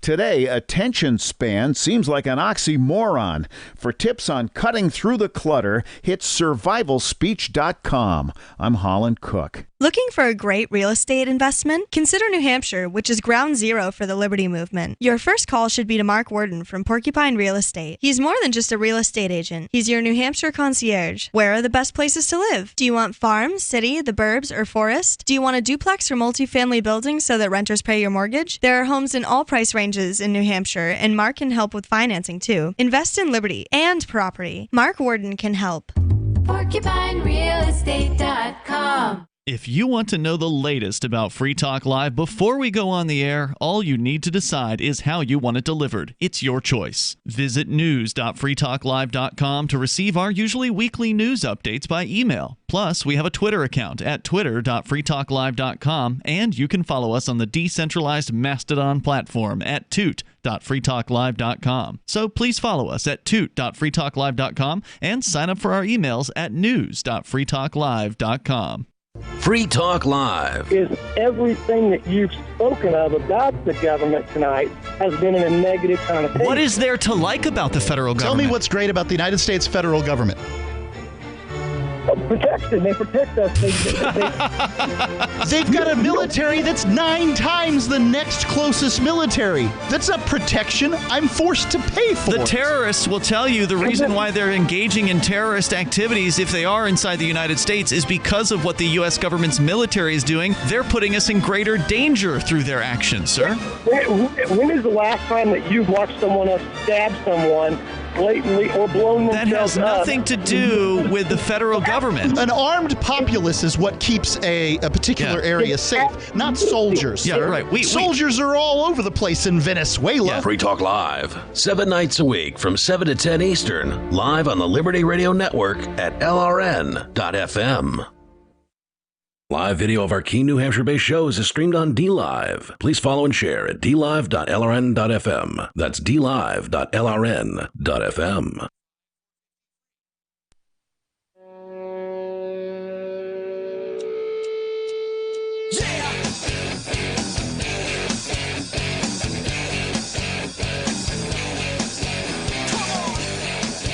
It's Free Talk Live, Sunday edition of the show. You're invited to join us here. The toll-free number is 855-450-FREE like freedom. That's 855-450-3733. We have the Discord call-in line rooms over at discord.lrn.fm. You can hop into one of those. In fact, somebody's in one of those rooms right now. We're going to get to him here shortly. With you in the studio tonight, it's Ian. And this Mountaineer. And Richie Rich. We're going to interrupted cow. I'm sorry. Your phone calls and thoughts. Rat Speed is on our Discord call-in lines, calling from the internet. You're on Free Talk Live. Greetings. Yes. So I was at dinner at the time that you received those two calls about CloudCoin.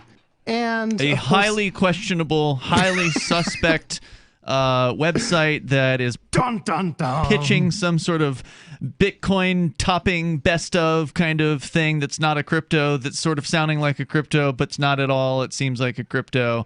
Better than. It looks really, really suspicious. What did you learn about it? So, okay. From a technical standpoint so far, and I went ahead and read the white paper, which has virtually no technical, real nitty-gritty technical, okay, here's how to do it. So it's easy for the layman to just understand. It does show what one of the pieces of information, the packet, would look like, or what does look like, because apparently it does exist. It doesn't explain a couple of things, but I did notice there were some major differences. The first difference is that I noticed is that instead of it using GPG, which is the GNU, what does that stand for again? It's a variant on PGP, right? Pretty good privacy. Yeah, Pretty Good Privacy was proprietary and it was made and licensed. GPG was the reverse engineered hack that was created to make it open source. Gotcha. GNU is pretty good or something like that. Right, exactly. So that is kind of like the basis for the cryptography behind Bitcoin and many other cryptocurrencies. What this does differently, apparently, instead of using cryptography, what it uses is a, they make a big deal about it being able to like embed this 128-bit code into a JPEG, which it's a picture in file. my opinion, it's in my opinion is inconsequential because you can inject any kind of, hash into any kind of file. It could be a text file. It could be a block of granite for all we care, as long as that code is in there. So what this uses is originally was created by Microsoft. It's called Globally Unique Identifiers, which is the Microsoft version of universally unique identifiers, which is a 128-bit number, which was one of it's the way that DNS server requests are identified. So instead of using GPG, it's using the technology that, quote unquote, the cloud works on, which I think is where they came up with the name CloudCoin. Okay. In the white paper, they use the word cloud a lot, which, in my opinion, makes it sound secure. It's a buzzword. Because no one's ever gotten their pictures hacked off of the cloud. No. Never. They're using it in an erroneous way, too. They're using it as a synonym for remote computer server. So what they're saying is that there are many quote-unquote clouds out there, which what they're referring to is there are many computers out there that are part of this network. Well, isn't that... wait a minute. Yeah. Isn't a cloud a remote computers, a remote server All somewhere? cloud means is someone else's computer. Yeah. Well, the word cloud in general usually means the network itself. So I guess what you really? Yeah, in the cloud, it lives quote unquote in the cloud. It's kind of like a way of saying it. Well, when I lives on send a the thing to a internet. cloud-based service, it's going to another computer somewhere in a rack Yes. somewhere. It's It's a not like marketing going term. to, yeah. It's a marketing term for the internet. It's a way to kind of. It's like the same way between PDA versus smartphone. It's basically. I mean, you could say that it means.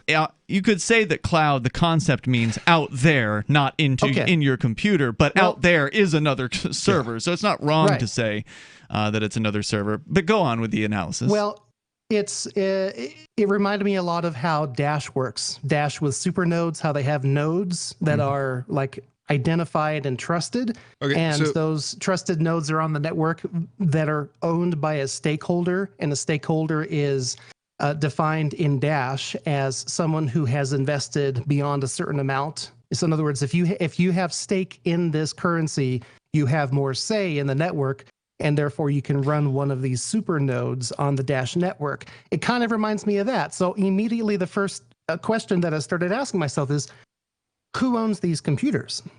And so I started looking a little bit more into, so this array of computers, array of quote unquote clouds that they say counteracts counterfeit GUIDs. In other words, like it's like a gatekeeper, a network of gatekeeping computers to make sure that the money that you have is not counterfeit. And who's running these computers? That's the big question. That's what I'm really trying to get down to the bottom of. Okay, so hold on. I'd like to chime in here with the completely illiterate question.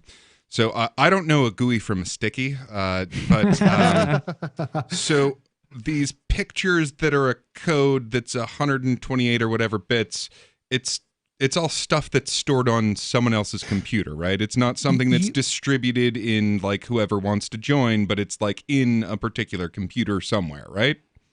Okay, so that's another question. That's kind of like two questions put into one.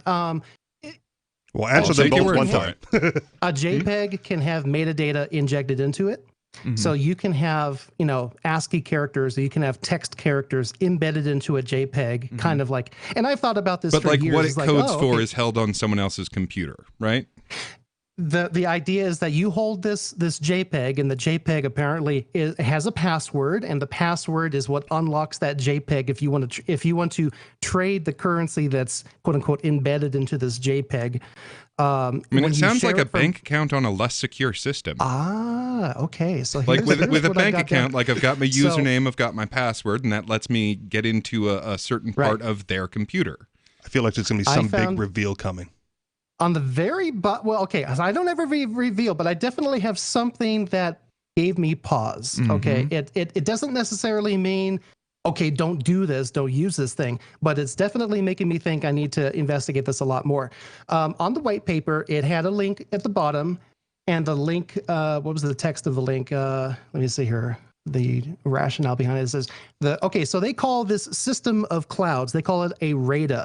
RAID means redundant array of blah, blah, blah, blah. Okay. Basically, it's a way of checksumming or making sure that information isn't corrupted.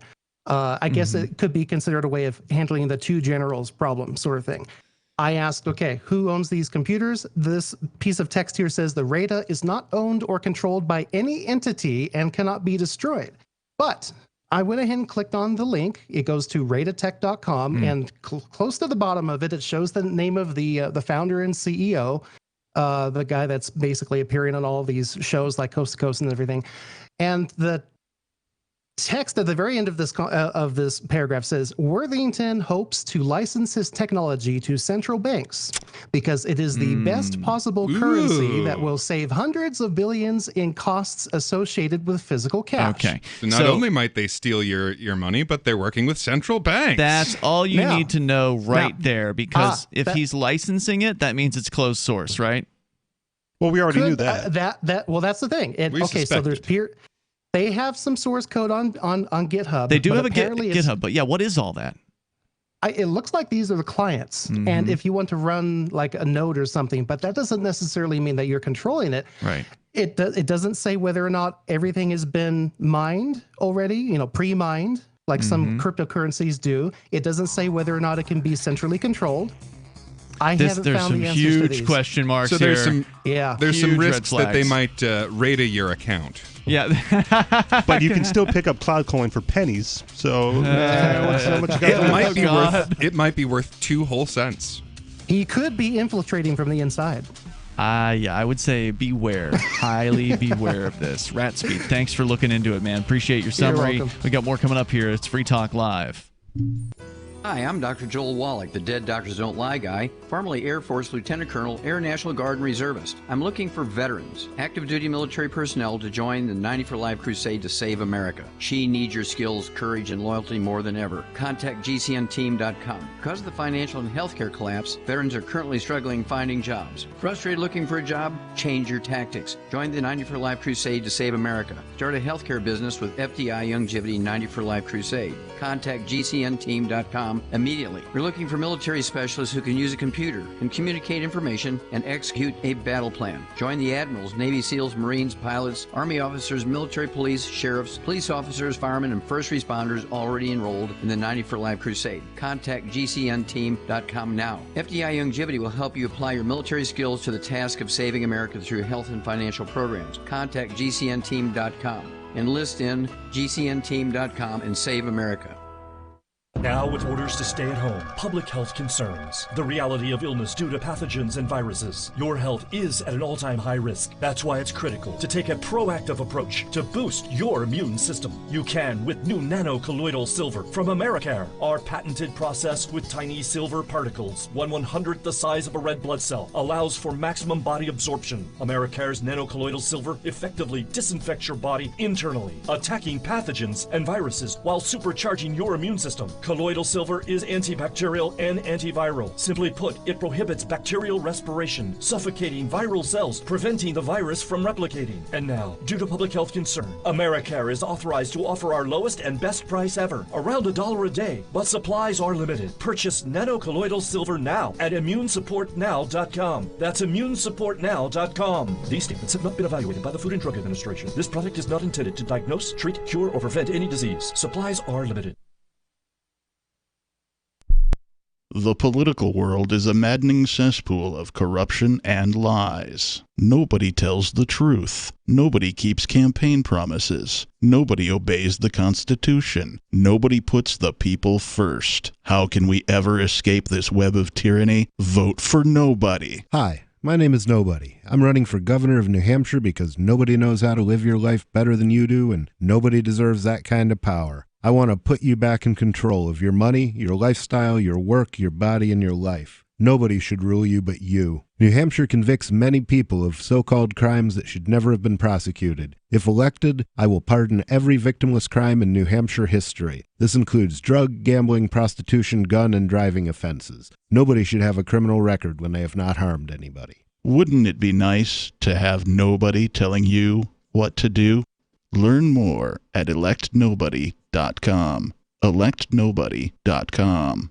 LRN.FM now has a Discord. Discord is a free text and voice chat platform, and we now have our own server with a bunch of channels at discord.lrn.fm. You can join other listeners as they chat about various things during our live shows, or anytime, day or night. Discord software is available cross-platform, so you can have it on whatever device you want and take your chats anywhere. Join our Discord at discord.lrn.fm. That's discord.lrn.fm. Are you tired of governments murdering people around the world? Stop using their money. There is an alternative. Bitcoin is a stateless, free market, non-political currency. Bitcoin cannot be inflated or controlled by any government. By using their money, you are helping the state. Stop doing it. You have an incredible alternative available now. Learn it, use it, spread it. Get started with Bitcoin at bitcoin.com. That's bitcoin.com. You're listening to the best liberty-oriented audio streamed around the clock, on the air and online. This is the Liberty Radio Network at LRN.FM.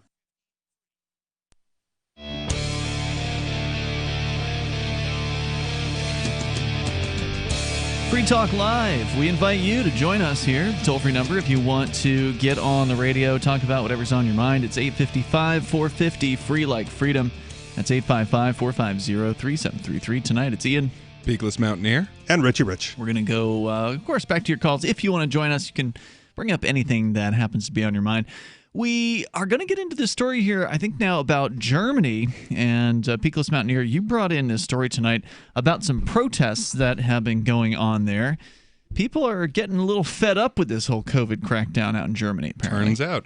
And this has been kind of a tricky subject to research. Like, it's really hard to find consistent information. The media doesn't want to talk about this. Number one, the media does not want to talk about it. Number two, when they do talk about it, it is always very, very like, this is these far-right crazy people.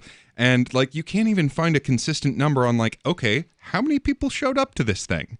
Because, like, okay, I've got one here that's actually dated from before the main protest on August 1st, and it says 38,000 people. And then you go on to CNN, and, like, the main protest had 17,000 people, and it's like, that's a little hard to believe. And, like, you look at the pictures, and it's like, whoa, that is not a couple thousand people. Like, it is just streets packed with it, which was where I ran into this in the first place. I just, like, someone sent me this picture of what's going on in Germany and, like, didn't get back to me on what was going on. And it's like, what the heck are these people doing?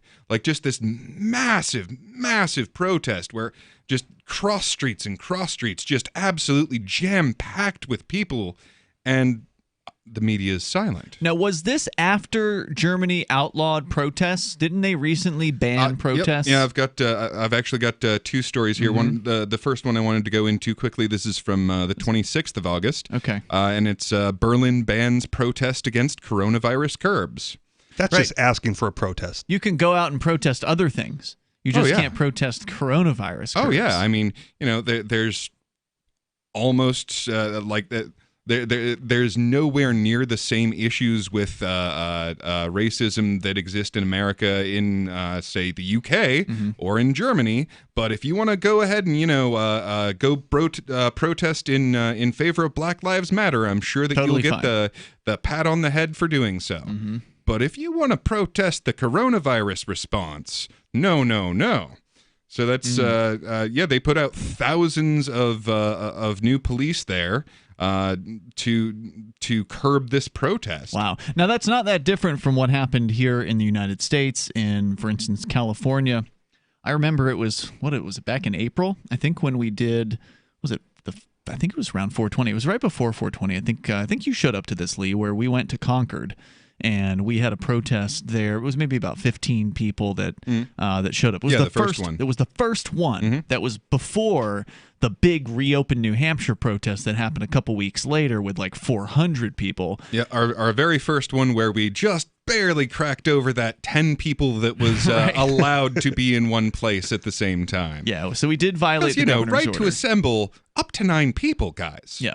You have a right to assemble up to 9. In retrospect, very necessary, right? All the people going like, why are you protesting? It's such a small thing. This is not worthy of protest yet.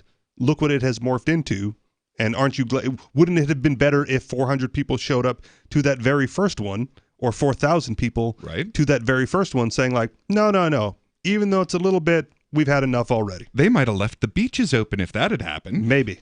I don't consider it to be a little thing, though. I mean, telling people they can't associate with one another is a huge thing to me. Oh, absolutely. Understood. But the pushback from the other side of things was just stay at home for 2 weeks. Right. This is not a big deal. This will pass. That was a really big part of why the turnout was so low and why people didn't see it as a huge issue, because originally this was sold to all of us as 2 weeks, guys.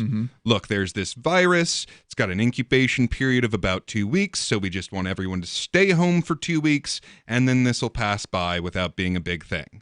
And then you protesters had to go out there and super spread this thing to everyone in town. All 15 of us, yeah. I feel like we went, first of all, I didn't care about the whole 2 week thing. I don't believe anything that the government says generally, so I don't recall us waiting 2 weeks to go protest, but I think it was after 2 weeks when we went. I think it wasn't well attended simply because I'm not very good at putting events together like that. I don't have the networking ability or the influence to really get that many people to come out to. I know people give us a lot of credit because we're on the radio, but we can barely get people to donate to the Free Talk Live AMP program, and that doesn't require a physical showing up in reality. So I was actually pleased with 15 people. Like I was wondering if we were going to crack 10 for as and few we did. people as in New Hampshire and as much support as the government oppression had at the time. That's right. Yeah, I thought it was good. And that's the thing. Like, you see this over and over and over throughout history, where like it's the whole boiling frog thing, where they get the thin edge of the wedge, and everyone welcomes that first step into totalitarianism, and then they just widen that out a little bit more. I mean, it's the old, if once the camel's nose is in the tent, that camel is going into the tent. Well, and that's another thing about the increased support that the protesters have at this point, 6 months in, right? It's people have been worn out and given up on the whole government mandate, not necessarily that they had a shift in principled position and going like, no, this has always been wrong. This was wrong from the beginning. It's like, no, we're just sick and tired of it. Yeah. They've been worn out into submission. And that's always the risk for people that are willing to stand up for the principle rather than the action. Because, like, okay, it might be a small thing that they're asking, a seemingly little insignificant kowtow to the government. Just 2 weeks. Right. But it never stops there. No. I mean, if you look at, the income tax, it's a temporary small thing that will only affect the upper 10% of the country. Ever. And we just need it for this world war. We'll peel it right back off once the war is over. Passports were a wartime initiative as well. That's right. They're still here. Yep. I mean, these days you can barely get on a plane without, special identification. Don't forget you got to have a mask now. Right. So yeah, and that's always the trouble when you are standing on principle and protesting these things, is that, look at these nutcases. I mean, they're just asking this tiny little thing for us, but honestly, it's those people that kept so many of these things from getting enormous, is that there was some pushback, even at the very beginning, is what let them know, we can't get away with going whole hog on this. Right. So they'll switch their efforts over to some other terrible thing. And that's what's happened so far. And there has been some pushback, and it did get bigger after that first event, but, it hasn't kept up a real momentum or anything like that. The Reopen New Hampshire events, I think they had 3 of them. Well, because now it's reopened with restrictions. And is that okay with people? Is that enough? Is that satisfying to them? I mean, there's certainly been the mask freedom events that have been happening. That's sort of been the resurgence, I guess you could say, of the protest scene here in New Hampshire within the last month. There's been a protest in Plymouth, New Hampshire, which is a college town. There was one in Keene that followed that in the middle of August. Just recently, the same group was out in Portsmouth, I believe, and Weirs Beach. So there have been, and in our case, there was about 100 plus people, maybe 120 or so people here in Keene. I heard there was maybe 45 or so recently in Manchester. So there are still some things that are happening out there, but it's like people don't know what to do. Well, the pro-mask side, right? They go well, I was going to wear the mask anyway because this is for my health and my safety. So it doesn't matter if the government mandates it because I was going to do it anyway. And therefore they don't care to push back. And that's exactly the difference. If you have the principle of, I was going to wear the mask anyway, but don't tell me to. If you have the actual principle of, I will do this of my own free will, and this is something that you see just over and over in so many different ways.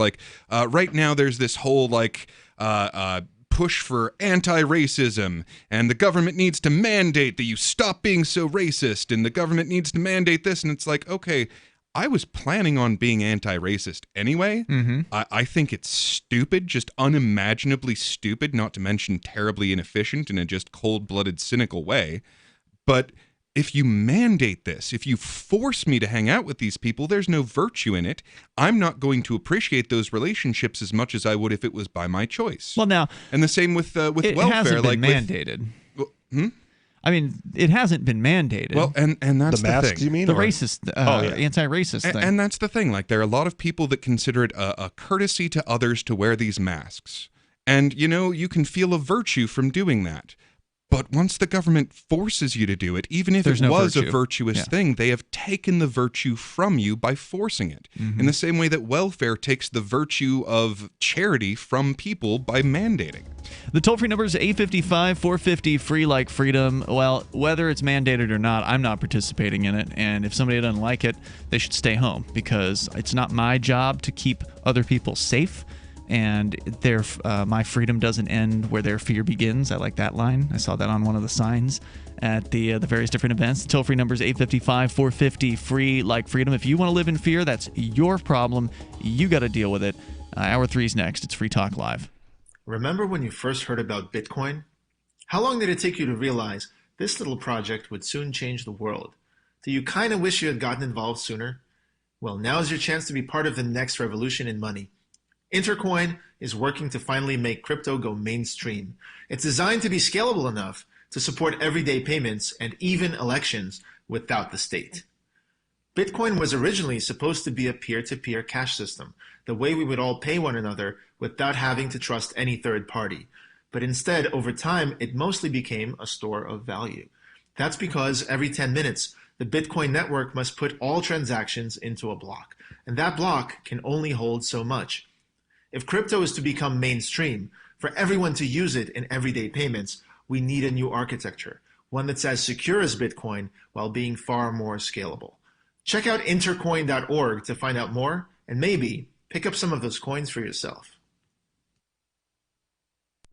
So you've signed the Shire Society Declaration and are planning your move to New Hampshire to be around more liberty-oriented people. Next, sign up for the Shire Society Forum at forum.shiresociety.com. There are a bunch of people there who are already in the Shire, and they want to meet you. If you're already in the Shire physically, you should also come by the forums. Remember, not everyone uses Facebook. New people are signing up for the Shire Society Forum every month, so drop in and say hello at forum.shiresociety.com.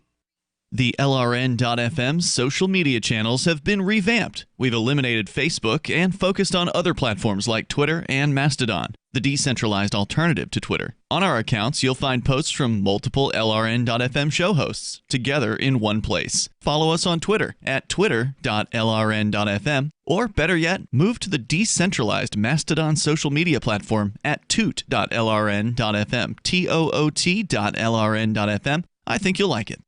You're listening to the live edition of Free Talk Live. Hour number 3 is next after the news here on the Liberty Radio Network at LRN.FM. Heat and wildfires plaguing the West. I'm Joe Chiro, Fox News. Crews in California are working more than 20 major wildfires and had to airlift more than 200 campers who became trapped. The fires have been fueled by excessive heat and dry conditions. This is going to be sticking around through the weekend. We continue to see these heat advisories, watches, and warnings stretching all the way down through the desert Southwest, up the California coast, well above triple digits, all the way up and down the state of California. But some of the spots in the desert Southwest, 115, 120 degrees. Fox meteorologist Adam Klotz, California's power grid managers are warning there could be rolling blackouts if customers don't conserve energy. Some health officials are concerned this holiday weekend could lead to another spike in COVID-19 cases this fall. Fox's Charles Watson reports. Dr. Fauci urging people not to let their guards down against the virus. We have seen after the 4th of July, we saw after Memorial Day, a surge in cases. Wear a mask. In California, many cities and towns are closing beaches to contain large crowds this weekend. President Trump says he's optimistic that a COVID-19 vaccine could be available by early November. More protests are expected in Portland, where police last night again declared a riot. There were other protests as well. Peaceful protests and bike rallies here in New York City last night, but a different scene upstate in Rochester last night when things did take a turn. Outrage mobilizing activists to join together to rally over the treatment of Daniel Prude after body cam footage shows police pitting the 41-year-old black man on the ground with a bag over his head. He died 7 days later. Fox's Alex Hogan. 7 officers involved have been suspended. America is listening to Fox News.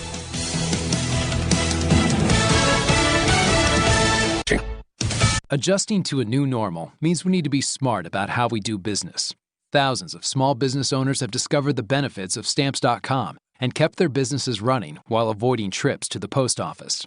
With Stamps.com, you can print postage on demand and you'll never pay full price, with access to discounted rates you can't even get at the post office, like 5 cents off every stamp and up to 62% off USPS and UPS shipping rates. Don't waste time at the post office or UPS store. Print official stamps and labels right from your home or office computer for any letter, any package, anywhere you want to send. Once your mail's ready, just leave it for your mail carrier, schedule a free package pickup, or drop it off. It's a no-brainer. Right now, listeners get a special offer that includes a 4-week trial, plus free postage and a digital scale with no long-term commitment. Just go to Stamps.com, click on the microphone at the top of the homepage, and type in Fox. That's Stamps.com. Enter Fox. Stamps.com. Enter Fox. Democratic presidential nominee Joe Biden visiting Michigan this week to fight for that key battleground state.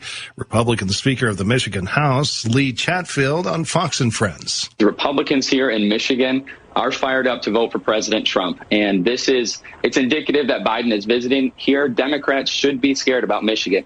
It went red in 2016, and I think it's going to go red again. President Trump will also be traveling to Michigan this week. The Justice Department and the city of San Antonio have reached a settlement in the case of service members whose vehicles were illegally sold by the city. Fox's Tanya J. Powers with the story. The agreement resolves allegations that the city broke federal law by illegally auctioning off the vehicles of more than 200 service members between 2011 and 2019. The Military Times reports that the DOJ started investigating when Air Force Staff Sergeant Paula Rangel said her vehicle was impounded by the city, then auctioned off while she was deployed to Afghanistan in 2016. The complaint accuses the city of violating the Service Members Relief Act. Settlement conditions still must be approved by a court. Tanya J. Powers, Fox News. The oldest African elephant in North America has died. More from Fox's Paul Stevens. Officials at the Memphis Zoo say Tyranza has died at 56. The longtime matriarch of the elephant herd at the Tennessee Zoo was put on hospice care and was eventually euthanized Friday after her health declined dramatically. Tyranza, born in the wild in 1964, did a short stint as a circus elephant with the Ringling Brothers before retiring to the Memphis Zoo in 1977 when she was 12. Zoo officials saying Tyranza had a big personality and enjoyed snacking on watermelons, bananas, and every so often, jelly beans. Paul Stevens, Fox News. And I'm Joe Chiaro, Fox News. Don't waste. According to a groundbreaking study on anxiety disorders published this week in the New England Journal of Medicine, researchers have discovered that feelings of anxiety can be completely resolved as long as people think about them real hard. After studying subjects with mild to chronic anxiety disorders, we found that the best way to overcome mental stress is to isolate the root of the anxiety, analyze it from every possible angle, and then think about it nonstop until it completely disappears. Researchers worked with numerous subjects in the middle of high-stress scenarios and said the key to overcoming anxiety is to start by focusing on a minor problem, list everything that can go wrong in the worst-case scenario, and then repeat that list in your head 200 times. After anywhere between 3 to 6 hours of perpetually torturing yourself over things outside of your control, all feelings of anxiety will completely disappear, and you can finally enjoy the remainder of your day. This is the Onion News Network.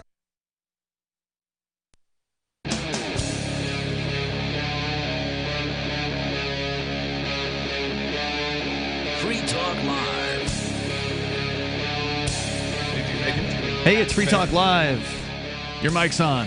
The toll-free number is 855-450-FREE. That's 855-450-3733. Kicking off the third hour. With you tonight, Ian. Peakless Mountaineer. And Richie Rich. So we've been talking about protests. The protests that have happened around here, meaning in New Hampshire and elsewhere in the United States, compared to what's going on out in Germany, where people are actually protesting, apparently in fairly large numbers, maybe tens of thousands. Good on them. To protest the restrictions from coronavirus. So that's where we started. And Peakless, you've got more to that story, so let's continue. Yeah, I've got another one here from BBC News. Germany coronavirus. Hundreds arrested in German anti-corona protests. Police in Berlin have arrested, and this is 2 days afterward, but still 3 days before the large protest was supposed to happen, I think. Now, they describe it in the news as an anti-corona protest. That's a little confusing. Yeah, with little quotes and everything. An anti-corona protest. Now, what it is they're against the response to corona. Right. They're against the masks and the social distancing. Saying they're anti-corona makes them sound like they're against corona and they're like deniers. Against it. How dare you be against corona? Or they're corona deniers or something, right? Like that they don't believe those that it people exists. still exist. They do exist. Yeah. Some of them, including some of the people at this protest. I'm sure. Yeah. Let's see, some 38,000 people took to the streets in the city for mostly peaceful demonstrations. So there was a lot of burning and rioting and looting. It's compared to the United States, mostly I peaceful. really wonder, like, are they using mostly peaceful in the way that Americans use the phrase? Or do they have a different standard for mostly peaceful where, like, well, some trash cans got knocked over Hopefully and a it's the window got literal broken? definition of mostly peaceful. Yeah, the actual, using the word correctly. Later, hundreds of protesters, many from the far right, tried to storm the Reichstag, the home of Germany's federal parliament. Really? Did they set it on fire? Apparently not. Oh, missed their chance. It is a shame. It is a shame. Could have got a whole new blood flag. A number of people were arrested, and German politicians condemned the attack as shameful and unacceptable. Yes, how dare anyone go out and express themselves? Yeah. Without a permit, too. I know. These people are not asking for permission to tell you that they're not happy. Mm-hmm. And they violated a prohibition because They did. these protests were specifically legislated against. Mm-hmm. They were specifically legislated against, and they put out thousands of police officers for the event. And hundreds were arrested. Yep, hundreds. Why would they need thousands or hundreds of police officers for an event that's illegal in the first place? No one should be there. Are you suggesting that maybe the law doesn't actually dictate human behavior? No. Why, with that kind of thinking, you would expect them not to be able to keep drugs out of prisons. I wonder what they arrested these hundreds of people for. I'm sure they're probably not going to give us a breakdown. Illegal protest? Well, so Germany does not believe in free speech. No, apparently not. Not just apparently. Like, it's written into the law. Like, there's a long list of, well, usually Nazi-associated things that, like, you're not allowed to say, you're not allowed to post, you're not allowed to own. Like, they are really... Yeah, you can't have memorabilia. Yeah, zero memorabilia of any of their dark time. They are very much a culture that puts the community well-being over the expression of the individual. Well, their viewpoint of what the community well-being is. And right, again, naturally. Who decides these things? Well, government, of course. People in power. Yeah. Well, government, of course. It's the expression of the will of the people, don't you know? We are embarrassed by our time locking all these people up, so if you don't do what we say, we'll lock you up. Exactly. This time we won't get caught. So, all right, tell me more. All right. Police ordered one group near the Brandenburg Gate to disperse for flouting safety rules, then arrested 200 after stones and bottles were thrown. Quote, mostly peaceful stones and bottles. Mostly peaceful stones and bottles. Well, so that actually leads me to think that this was more along the lines of, like, human speech for a mostly peaceful protest. Okay. As opposed to, like, lighting fire to things and looting several buildings. Well, and the bottles and the stones didn't come out until the police came and told them to go away. Right. So until then, there was nobody throwing bottles and stones, likely. Because usually that's what happens. And frequently it's the cops themselves who are actually secretly placing themselves in the crowd and bring a bottle along so they can be the first one to throw the bottle in the hopes that other people will join in. And then they'll have themselves a riot. And then they can really crack down. That's what they want. Yeah. A second group of about 30,000 met peacefully close by to hear speeches. So I'm guessing what you have here is, so in Portland, what you have on a very, very consistent basis. Portland, Oregon. Oregon, okay. yeah. What you have on a very consistent basis is you have essentially peaceful protests that will go on right about till the stroke of 10 p.m. Mm-hmm. And right about the stroke of 10 p.m., they start lighting things on fire and breaking things. This is what I have heard. You've been watching? Have you been watching Portland stuff? I have not personally. I have been keeping an ear out to people that actually live in that city and have experienced this themselves. And that's what I've heard, is that on a very, very clockwork-like basis, you will have, like, while the sun is out, you will have peaceful protests, and it'll be, the moms against racism and all of that. And then once it gets dark, you better start heading home. Just like any company, man, you got to worry about those third shifters. They just screw up everything for morning crew. I heard they've hit 100 days in a row now of protests ongoing in Portland. Yeah, I was wondering about that because, I've been hearing this like, is the federal government going to step in? And Trump's like, I will as soon as you ask. And when you're burning down federal buildings, which, apparently they haven't done. So for 100 days, is there like a central message that the protesters are still conveying to whomever they're protesting against? Cops are racist. Okay. Well, I think a lot of it really comes down to this. People do not feel great about demonstrating for their own desires against police encroachment, against police violence. They feel sort of unpatriotic and disloyal when they're defending their own general human interests. But if you can step in as a hero to this other group, now I'm not defending my rights. I'm defending black people. Their rights. And then you can say, you don't have to even examine, like, were my rights infringed, which might be a very painful emotional process. You can just say, you're obviously infringing on their rights. And so I will step in and be their voice. And that sort of washes your hands of any kind of, deep internal struggle as to the nature of government or anything like that.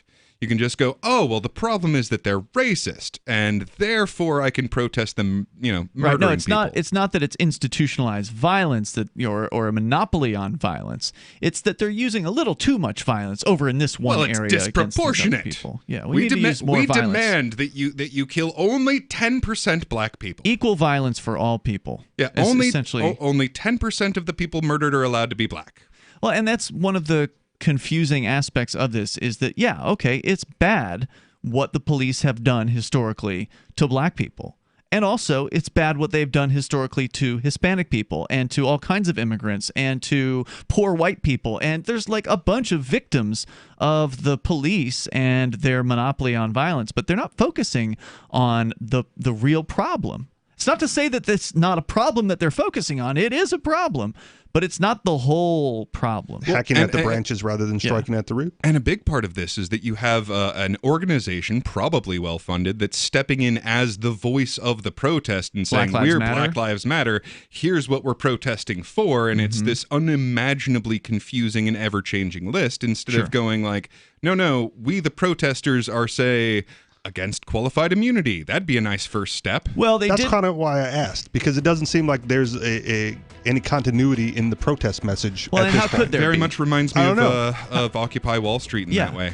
Yeah, well, how could there be? There's no central authority over the protests. Even though there is a Black Lives Matter organization, they still can't control thousands of they'll claim to speak for people. it nonetheless. The toll-free number is 855-450-FREE. There was a list of demands, Richie, that came out of the Seattle Chaz a couple of months ago. I remember that, yeah. There's more coming up here, and it's Free Talk Live. News from news.bitcoin.com. U.S. Postal Service files a patent for new blockchain voting method. Warren Buffett changes his opinion on gold. Maybe Bitcoin is next. $6 billion Akon cryptocurrency city underway. Former Prudential CEO says now's the time to buy Bitcoin. Bitcoin.com is your source for getting started with cryptocurrencies. Getting a wallet, buying Bitcoin Cash, mining, and all the latest cryptocurrency news at news.bitcoin.com. Subscribe to Bitcoin.com's YouTube channel too. Bear, the rescue dog, had very flaky skin, dropping a lot of fur, and Levette wanted to do steroid injections. I was at a dead end. DINOVITE.com. Probably 6 weeks after we started using Dinovite, no more flaky skin. He doesn't scratch and itch. It was awesome. You get some Dinovite, how happy your dog will be. Every rescue dog in America deserves Dinovite for 90 days. DINOVITE.com. Got shaving irritation? Shave Secret shaving oil can help stop it. Shave Secret doesn't cost much and is an all-American product. My name is Chuck Howard, and I developed Shave Secret and pioneered its use starting back in 1991. Ingrown hairs drove me nuts for years. Shaving oil changed all that. Why put up with ingrown hair, bumps, red rash, nicks, and cuts? Shave Secret provides men and women with what we believe is the best shave ever. Our proprietary blend of 100% natural base and essential oils plus a hint of menthol was designed to help eliminate shaving irritations like ingrown hairs, bumps, red rash, nicks, and cuts. We'll lose those shaving irritations. Available at Super Walmart, H-E-B, Wegmans, Giant Eagle, Discount Drug, Navy and Marine Exchanges, Amazon, and ShaveSecret.com. Use the code FTL for Free Talk Live and get a discount. Shave Secret, the best shave ever. Is spreading the message of liberty, cryptocurrency, and peace around the globe worth $2 per month to you? As you may already know, in addition to our internet feed, LRN.FM broadcasts on free-to-air satellite across North and Central America, as well as Sub-Saharan Africa. And we've been available on satellite for free 24/7 since 2010. The LRN.FM free-to-air satellite signal is reaching some of the most oppressive regimes in the world, and there's no doubt our ideas are making an impact. You can learn more about the channel's impact by watching the 3-minute video at fund.lrn.fm. If you'd like to help free minds globally with our ideas of liberty, cryptocurrency, and peace, you can donate as little as $2 per month via fund.lrn.fm. You can help us continue and expand our satellite broadcast to multiple continents. Visit fund.lrn.fm today, and thank you for your help. Don't forget to share the link on social media. That's fund.lrn.fm.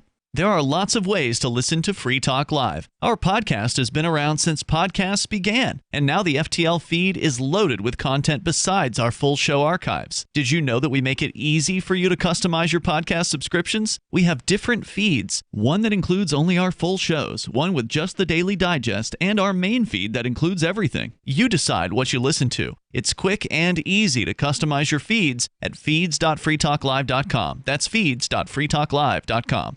The new 4th edition of Healing Our World, The Compassion of Libertarianism, will take your understanding of liberty to a deeper level and has over 1,300 updated references, new cartoons, and a foreword by Dr. Ron Paul. With discounts for multiple book purchases, the 4th edition of Healing Our World is a great gift for the liberals, pragmatists, environmentalists, and Christians in your life who think libertarianism is cold-hearted. Get yours today at healing.freetalklive.com and use promo code FTL for a $5 discount. Do you love Twitter? Make sure you favorite the LRN.FM Twitter account so you can receive our tweets at twitter.lrn.fm. That's twitter.lrn.fm. It's Free Talk Live. Bring up whatever you want here. The toll-free number, 855-450-FREE like freedom. That's 855-450-3733. People in Germany protesting in mass numbers, 38,000 estimated by one source. But you say maybe there was even more than that, Leigh. Well, I mean, if you look at the pictures for this, I mean, like, that's a lot of people. Yeah, you're showing me a photograph of the streets of Berlin, and that is a cropped photo. I mean, there's right. Definitely a much wider shot of that that's going to show way more That's people. What showed in the BBC. Yeah. And I mean, it's not like it disperses toward the edges. That's a solid crowd. Yeah.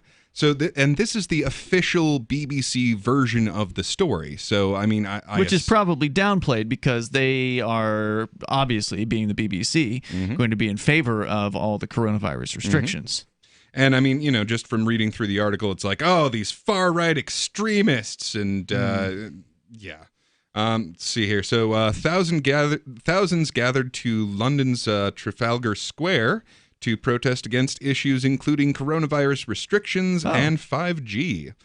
Signs reading masks are muzzled. This 5G thing, man.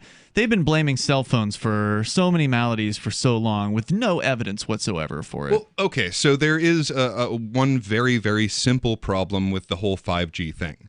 So the competition in communications as a general industry is so difficult to crack into, and there are so many regulations that are keeping this not exactly a monopoly, but there is a very, very limited set of companies that can compete on any level of communications.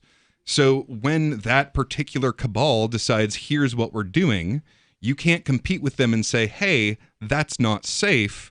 I'm going to do this 4G thing, or I'm going to come up with my own 5G that I actually tested on what it will do to organic material. Okay, so to be fair, there are multiple standards of 5G. It's not a unified standard, and the G just stands for generation. That's it. So different companies have their different type of 5G infrastructure that are going to be going on simultaneously. Yeah. So, I mean, but the more G's, the more scared these people get, man. They just freak out. They blame 5G on everything that's going wrong with their body or their loved one. It's, oh, well, it must be the 5G. And it's just the convenient scapegoat. Diet. Yeah. Well, and or your fear. Right. Manifesting. Which, holy crap, turns out if you flood your body with stress hormones, it doesn't repair properly. Yes. And not only could it not repair properly, you might actually cause something to manifest that's negative in the first place. So, I mean, apart from people's response to 5G, which may in fact be worse than 5G in much the same way that the response to coronavirus is significantly worse than coronavirus itself. Oh, yeah. So, in addition to that, there are two major concerns. One, the level of testing that they're doing for safety on this is just abysmal. I mean, they are getting every green light because the government's the only one that tells them how much they have to test. And the government says, well, we've got to keep up with these other countries, so we'll just waive all of these tests that we usually do. Kind of like what they're doing with the vaccine, where like, oh, well, this is such an emergency, you won't have to do the tests that you usually do. Not that those were great. So there's that.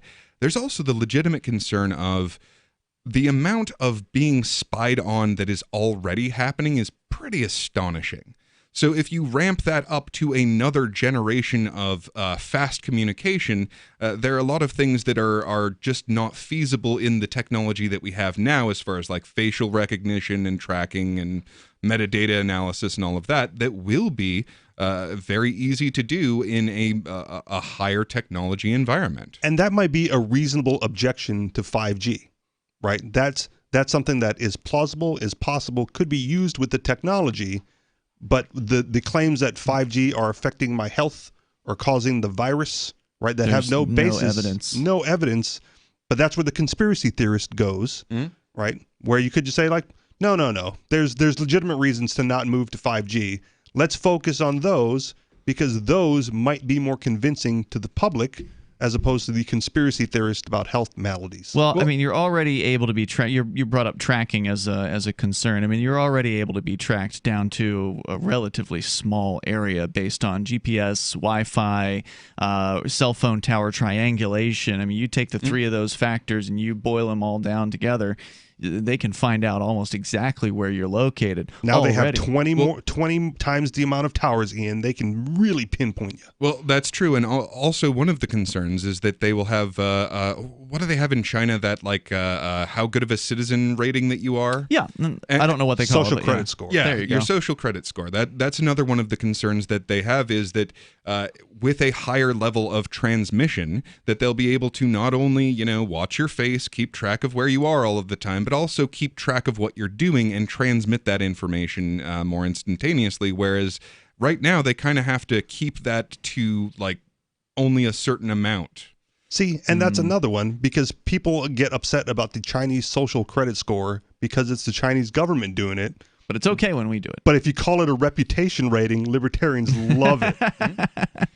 Well, and I also think that this is one of those things that they plant in the story to discredit the people that are protesting, is because there are so many people that are like, 5G is not a real concern, and will lump in anyone who is concerned with this into a certain group that they don't identify with. So I think BBC intentionally puts that in, and I'm not saying there weren't people concerned with that. Yeah, I'm sure there were. You could find the 5G people at the Reopen New Hampshire protests as well. In fact, I'm pretty sure I ran into a couple of them. Right, and just the simple fact that this is not a part of ordinary large-scale discourse. This is something that is consigned to concerned internet people is part of what bugs people about this is like, hey, let's have a conversation about this before we do it. And we're not having a conversation. It's just getting greenlit by our governments. And 5G, and I'm not going to try to speak about the technology behind it. I'm not an engineer, right? So like I'm not going to claim to know what fundamentally is so different about it from 4G or 3G or whatever as far as, you know, the wavelengths and all that. But if you want to know where somebody is, 4G is plenty of data. Plenty. So, I mean, it's not like 5G. If 5G takes you from 10 megabits per second with 4G to 100 megabits, I'm just guessing, right? Like, I don't know what the factor is. But a lot of it's not even that. It's not even a speed boost over 4G claims at the moment. Really? It's just the ubiquitousness of the technology. Like, there are certain spots you can't get 4G, but you put up 5G towers everywhere, and now the entire city is covered with Wi-Fi services, or so they think the coverage will be better. Right. You get more coverage, but in order to get better coverage at those lower wavelengths, you have to put up, n times n many towers. And one concern is this. So, I mean, we sort of have a trade-off with technology of how much do they spy on us and how much can we connect with each other to fight that. And at this point in time, like 5G isn't going to give us much of an advantage with connecting with each other, but it will apparently give them an advantage on tracking what we're doing. I don't think it's going to. Well, I mean, maybe they could narrow you down to a few inches instead of a few feet, but they pretty much have you wherever they want you. Well, yeah, right I mean, now. they had that with dumb phones. Yeah, you're not going to see a big increase in tracking. You can radio triangulate a dumb phone. Yeah, of course you can. The toll-free number here is 855-450-FREE. I mean, if you were worried about tracking, you wouldn't have a phone. At all. Period. 855-450-3733. You can take control of the airwaves here. Let's talk about Burning Man, because we talked about this online alternative that they were offering, but apparently some people said, you know what, we're going out anyway, and I want to talk a little bit more about what their experience was like. It's Free Talk Live. Divvy's been a pretty good investment for Free Talk Live. Their ad campaign started in September 2019, and from mid-March to mid-July, the values soared by 10 times. It's not too late. Divvy's new wallet hasn't even released yet, and other things are happening that I can't even say on the radio. If you want to invest and potentially do well, go to DivvyProject.org. I can tell you that FTL is deepening its partnership with the guys from DivvyProject.org. Past performance is not an indication of future profit. DivvyProject.org. DIVI Project.org. Do you want more businesses accepting Bitcoin Cash and Dash? Now with AnyPay, you earn passive income for every purchase at those businesses. Finally, a financial incentive to spread Bitcoin Cash and Dash. You made it happen, so you get the rewards. Download the AnyPay Cash Register app and add your cryptocurrency wallet addresses. Then install it at a real-life business and tell us what you did at AnyPayInc.com. AnyPayInc.com. Hi, I'm Derek J. I don't want a politician to represent me.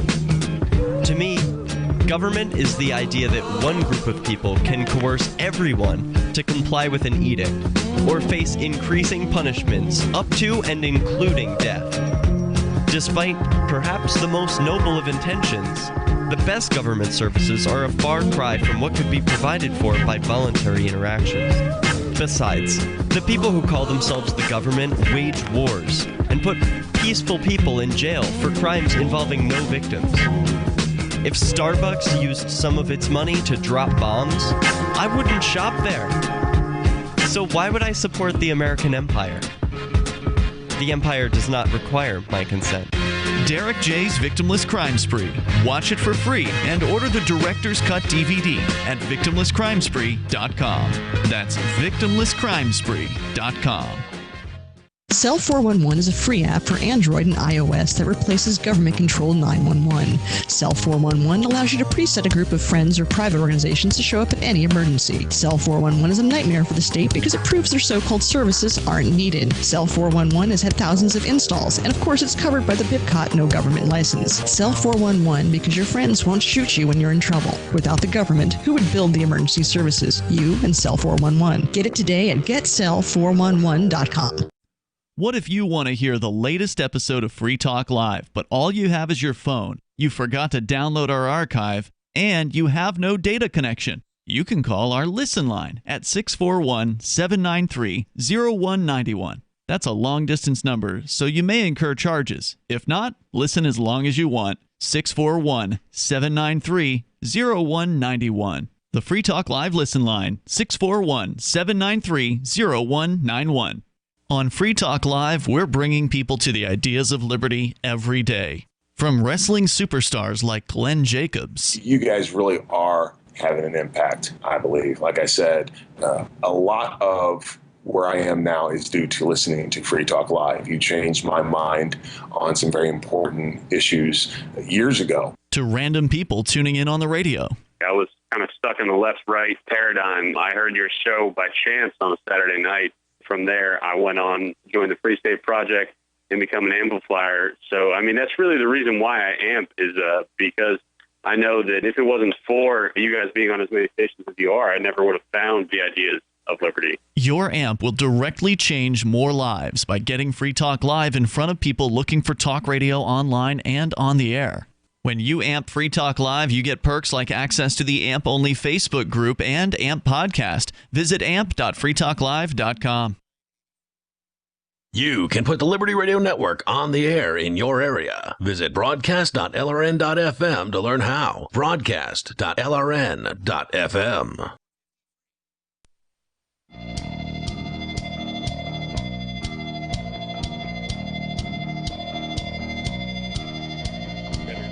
It's Free Talk Live. Bring up anything. Toll-free number 855-450-FREE, like freedom. That's 855-450-3733. You can take control of the airwaves here.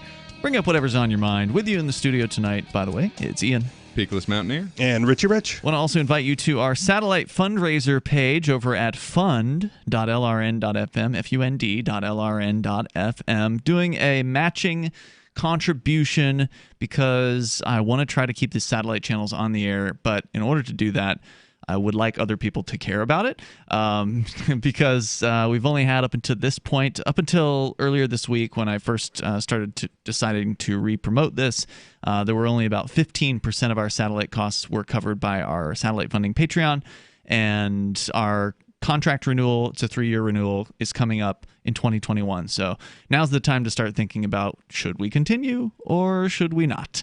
And this is the big one that went over Africa? There's two, actually. Okay. There's one over sub-Saharan Africa, and there's one over North and Central America. And it costs just under $1,000 a month for both of them. And like I said, we're only at 15% of that total right now. So what I'd like to do is make an offer to double any donations that come in. So right now at about roughly $150 in. If we can get that up to 500, then Shire Free Church doubles that to 1,000. So that'll continue to cover the satellite time that we have. If we don't make it to 500 and we only make it to 250, then that's only enough to keep one satellite channel on the air. So then we'll shut one of them down next year. And the idea was, well, why continue to do this if people don't really actually value it as an outreach form? I want to personally continue the African one. So if we have to shut one down, that's the one I would continue because they have like 25% internet connectivity in sub-Saharan Africa. It's one of the least internet connected parts of the world. So I do want to continue that one. So I suspect we're going to be able to get to that. Hopefully we can reach that goal. If we can reach the goal of $1,000, which would be amazing, roughly 8 times what we've currently got coming in, then since we're doubling it, then we'd have like $2,000 to play with at that point. We can actually add a third channel. We could go get a channel over, say, the Middle East, North Africa, maybe Europe as well. There's one satellite that covers all 3 of those areas. So we'll see. It's up to you guys, whether you want to chip in. It's, $2 chip in on the Patreon. You can do more if you want to, but definitely appreciate it over at fund.lrn.fm. Now, yes. I wasn't aware of a prevalence of English speakers in either of those regions. Well, South Africa does have quite a bit of English. Oh, South Africa, yeah. It's not uncommon for people in Africa to learn English. I mean, English is sort of the universal language, if there is one. If there's a language that's sort of taught ubiquitously throughout various different schools and places, it is English. I mean, by no means is it the number one language in some of these countries. But Cameroon, for instance, also has a large English-speaking population. So some of those countries do have it, for sure. Good to know. So check it out at fundfund.lrn.fm. So let's check in here on what happened with Burning Man 2020. I got to say, I'm real happy to hear about this. We've watched, to some extent, the evolution or devolution, however you want to describe it, the things that have changed with Burning Man over the years. Having not actually been personally, this is just something that I'm interested in seeing from afar. I've certainly known some people who have gone to Burning Man, and I've heard a lot of the good and I've heard a lot of the bad, and we've certainly discussed it over the years. And so I was disappointed to hear, but not, I guess, too surprised, given the left-leaning viewpoints that tend to be common at Burning Man, certainly amongst the organizers. Wasn't surprised when we heard early in the COVID that they just straight up canceled Burning Man. And that was, of course, at the same time when they were canceling every convention, every single thing, basically, every concert, every get-together, every knitting club, everything out there, basically, this year has been canceled. So it wasn't a surprise to see that happening with Burning Man. But what is a pleasant surprise is to see that some people went anyway. And Sweet. That's the kind of spirit that I like to see. The people that said, you know what?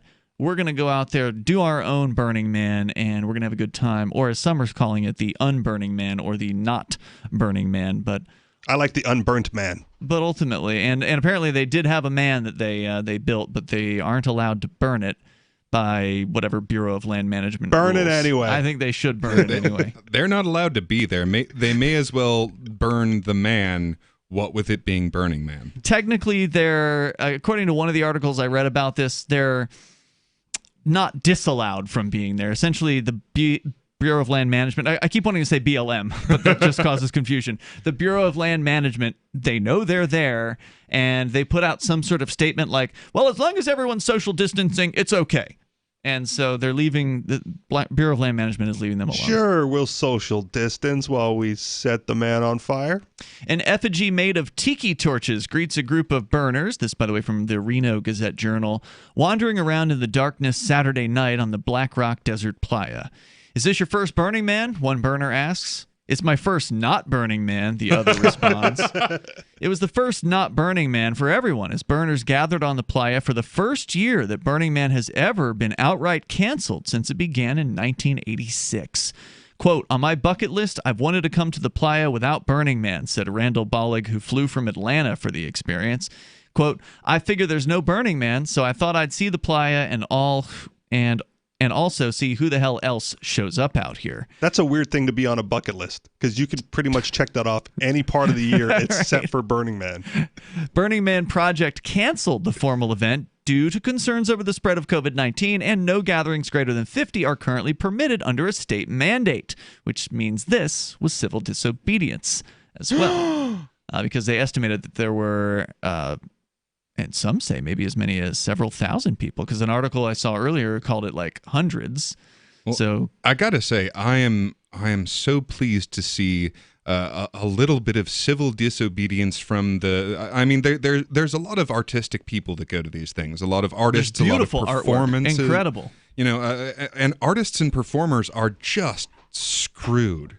I mean, right now, yeah. I know so many people that like they kind of would barely get from one performance to the next, and wouldn't have a lot of savings, but it was a really great and free way to live for a long time, and now just they're destroyed. Like their entire way of life is gone. You can't play music for anyone. You can't put an art gallery, performance on or anything like that. So I'm so relieved to see that at least there is this seed of dissidence to the authoritarian government mandates that thou shalt not have culture. The American spirit is alive and well. Somewhere. Something is, at least. Whether it's an American spirit is a whole other question. But so they actually interviewed a guy, Aaron Lefebvre, and it doesn't say it here, but in one of the photo journal things that they have like 40 or 50 pictures that their photographer took while out there. I think this guy was like the self-proclaimed official representative of the Burning Man Communist Party. Okay. He says, quote, not Burning Man. This is definitely not Burning Man, said Lefebvre. While some estimates several thousand people had gathered over the Labor Day weekend, camps were spread out all over the 200-square-mile playa. Bureau of Land Management officials said they were monitoring the activity to ensure people's safety and security. That'd be an interesting thing. If you're social distancing and all spread out, at what point does that become a gathering?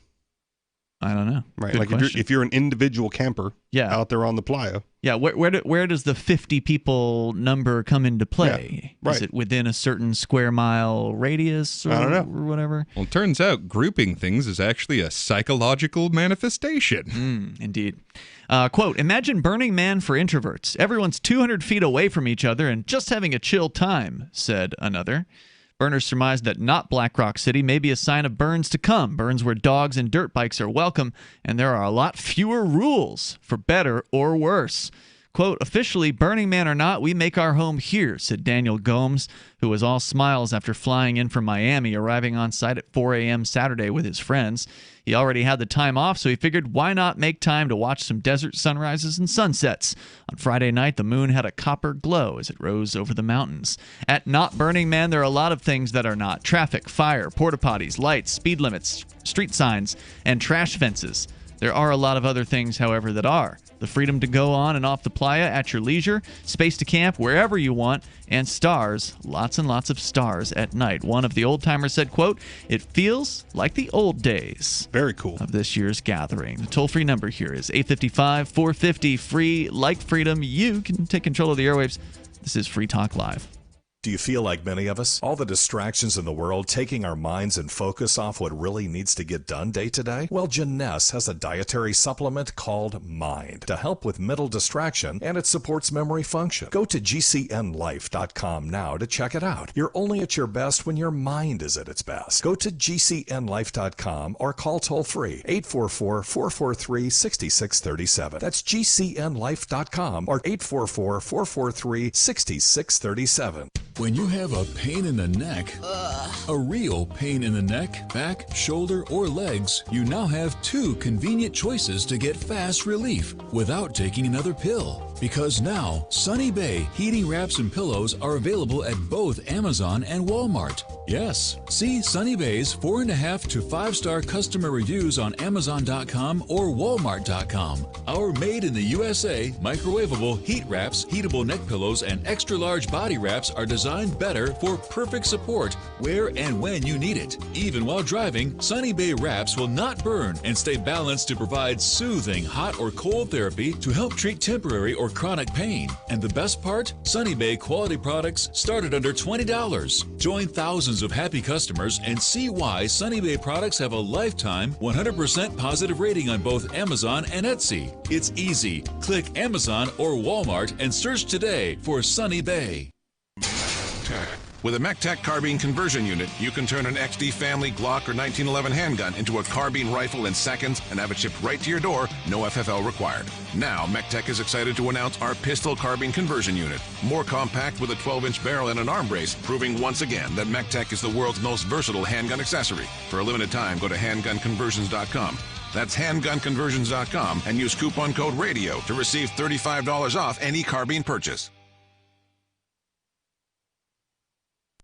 LRN.FM's free-to-air satellite feeds blanket most of 2 continents. It was my goal to put our channel there so people without internet could receive our programs and feed pirate radio stations. As our contract with our satellite provider is coming up for another 3-year renewal, I have to consider calling it quits. It's rare that we get feedback or support from our satellite users. We started a fundraiser a few years ago, and though there are a bunch of great contributors to it, as of this recording, it covers 15% of our monthly satellite costs. Please email lrn@lrn.fm and tell me how you use the satellite feed. Better yet, chip in at fund.lrn.fm. The costs aren't the issue. We can afford them, but why continue something not valued by the market? Want to help? You can join our satellite fundraiser for just $2 a month at fund.lrn.fm. If we raise enough to keep both channels on the air, awesome. If we raise more, I'll add more channels. If not, we can shut them down and go internet only. It's up to you. Thank you for your support. Fund.lrn.fm. Some of you asked, and now we've delivered. LRN.FM's live Keene, New Hampshire studio shows are now streamed in HD on Twitch. Visit our channel at twitch.lrn.fm and give it a follow. If you have Amazon Prime, you get 1 free subscription on Twitch. If you use it on our channel, Twitch will give LRN.FM a monthly piece of your Prime subscription cost. So please watch, follow, share, and subscribe to twitch.lrn.fm. That's twitch.lrn.fm. Are you a cryptocurrency advocate? The Crypto Tip is the ideal outreach tool to help new people discover cryptocurrency. It's a printable business card-sized tip that you can give to service providers, preferably in addition to a good cash tip. When the server scans the QR code, it'll bring up an explanation of cryptocurrency, how to install a wallet, and allow them to claim the tip. If they don't claim the crypto, you get your tip refunded to you after a time period you specify. Plus, if they do claim the tip, you get an email alert. Create as many tips as you want at cryptotip.org. That's cryptotip.org. Help get LRN.FM into more ears. Visit promote.lrn.fm for a free bumper sticker, flyers, banners, graphics, and more. Promote.lrn.fm.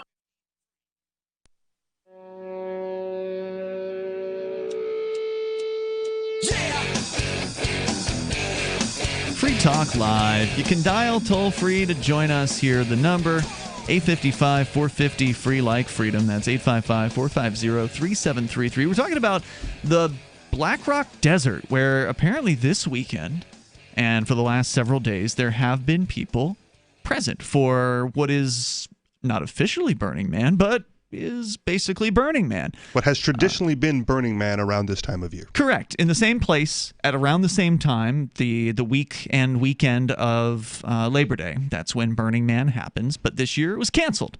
But some people said, you know what, we're going out anyway. And some estimates it was in the hundreds. Other estimates say thousands, a few thousand folks may have gone down to the Black Rock Desert and are there as we speak. They're going to be there probably through tomorrow and then pack up and take off.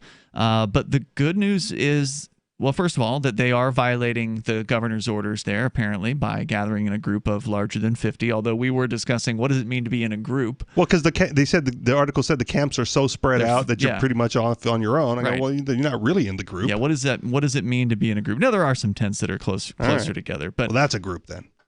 But they're talking about some of the old school, like the people that have been going to Burning Man for many, many years. It's an event that's happened since the mid-1980s, and it's been in the Black Rock Desert for most of that time.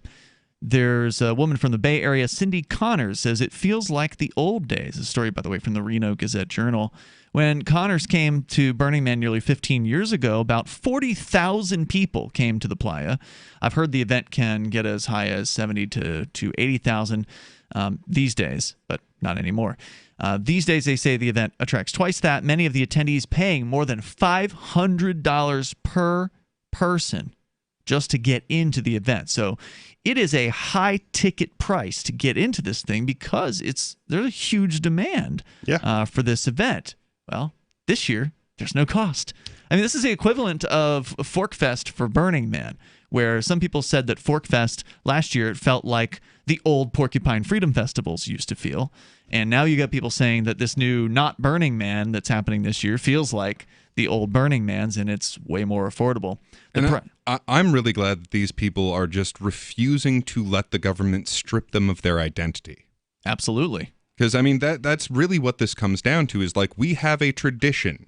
We come here every year. This is what we believe in, and really, like, these tend to be very deeply held beliefs of this is our expression of freedom, and we believe in monitoring our own use of the environment so that everything we pack in, we pack out, so that we don't have this impact. Yep. And I mean, that is a deeply held cultural belief among a lot of these people, and this opportunity to express it is just absolutely stripped away by the government. And they're refusing to allow that part of their identity and who they are to be lost. Yep. And I think that is truly laudable. What's it like to be the ones who have gone every year? Like they've been there, they're doing it, and then they're taking this year off because of COVID. It must feel like you are a dog being put in a crate. Or they're living in fear, you know, and they're just that afraid. In fact, some of the comments I've read a few stories about this year's, and some of the comments from the people who attended sort of center around the idea of, well, we were worried and this and that, and so we're staying away from people or whatever, wearing masks, even in the desert, even in the sun, right? So there's probably still some ridiculousness going on here, but like you said, at least they've come out, they're doing something, sort of in the same way that at Fork Fest there were 3 people wearing masks and a couple hundred people that weren't, and by the end of it, most of the masked people had taken their masks off. Nice. And that's the thing. I mean, whatever it is that is important to do in your life, you just got to do it. I mean, throughout time, the government of many places have put down specific mandates of thou shalt not X, Y, or Z, and you just do it anyway. Like when the government tells you you can't listen to swing music, then you have underground swing clubs. Yeah. When the government tells you you can't gather in the desert, just do it. I agree. That's why I love seeing this, even though I may not agree with the politics of some of the people involved, but it does warm my heart what they're doing here. They point out the price has risen every few years, and the event has sold out every year since 2011. Many people spend thousands, sometimes tens of thousands of dollars on food, shelter, attractions, and other accoutrements. Connors has heard stories of the first years when the event started as just a few dozen people on Baker Beach in San Francisco, and then when it moved to northern Nevada in 1990. She imagines other events such as the 4th of July, more informal 4th of July gathering, probably capture the feel of the old days with family-style potlucks and humble fireworks displays. Quote, this year feels like a nice reset from the big bloat that Burning Man has become. It leaves space for people to camp, but it also leaves space for people to help each other, she said. The Burning Man principle of radical self-reliance has been demoted for a lot of burners in recent years with provisions of porta potties, lighting, first aid services, and ice and coffee sales, the only sales at the event. And it's great to watch them get away from the corporate establishment of their own event. I mean, these tend to be very anti-corporate people, so it's nice to see them actually be able to do this without corporate sponsorship. Without the central burning authority or whatever they call themselves. RVs and air-conditioned yurts and plug-and-play camps where hired staff set everything up for campers had also become commonplace. So again, this was previous. Last year and the previous years, we had heard about people from Silicon Valley flying in helicopters, landing on the playa, staying at some air-conditioned tent, and then flying out in a helicopter, 2 days later. Hey, if you can afford it, man. Yeah. Yeah, I've definitely been told because I was like, hey, I want to see it. And they're like, yeah, don't bother. It's too late. Everything that was great about it is gone. Yeah, exactly. So this would have been a good year to go in that turns out case. For some, having all that you could want in the middle of an otherwise inhospitable environment defeats the desire to venture out and make friends. This year, setups were a lot more do-it-yourself and last minute, which meant neighbors asked each other from everything from tools to chargers to mustard. And so still, there was no escaping that the reason tens of thousands of people decided to stay home was because of a global outbreak of a novel coronavirus. Most campers over the weekend said they were staying with their campmates and reserving waves and socially distanced conversation for others. So kind of lame, but what do you expect from these folks? Well, and this is one of the things that you find about human psychology is that when our resources are notably more scarce, we have a tendency to form communities more effectively and share our resources more commonly. Quote, it's this whole other social layer that no one's talking about, and it makes it kind of awkward, said Connors. She immediately noticed people were more lackadaisical about wearing masks as she got further out from the Bay Area. Quote, I think most people are just treating it as a live and let live situation, she said. Remember, she's from San Francisco. Yeah, there you go. So she's culture shock. She's leaving like this total lockdown city with the maximum restrictions, and she's noticing that people aren't like her out in the middle of Nevada. Maybe she'll take some of that back to San Francisco with her small group of friends. Maybe so. But she did say she was staying away from large groups and gently reminding her husband that he needed to hold back on all the hugs this year. Oh, God. So sad. Poor guy. She says she understands people's need for connection. Quote, some are putting their mental health ahead of their physical health, she said. Well, yeah. You got to pick one. Because your physical health really isn't in any grave danger from COVID unless you're an, octo or novagenarian with serious medical problems already. Burners largely chose not to wear their masks, neither during the triple-digit temperatures nor during evenings when in some instances several dozen people danced to pulsing music.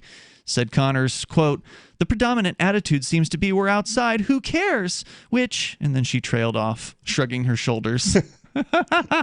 Well, and so they interviewed like the one lady here at this festival that was so totally obsessed with masks. And I can't be the first person to point out hugs are good for you. Yes. They are incredibly good for your health. They are so incredibly powerful to reassure your system that you're not about to have to run from a tiger. Well, and as we talked about earlier in this show, right, the manifestation of ailments starts in your mind, right? Your mind creates it, your body, your physical body manifests it. Oh, yeah. So if you have to take care of your mental health, right? That could in turn take care of some of your physical health. Yeah, as when well. you believe you are safe and healthy is when your body will act like you're safe and healthy. So apparently the city was dispersed mostly among two areas. Many convened in the Black Rock City imprint that shows on Google Maps, or they traveled a few miles north to what was supposed to be the site of this year's canceled Black Rock City. Word spread, and the former was endearingly referred to by burners as Old City, and the northern neighborhood, a city that I can't say on the air, starting with SH. SH City.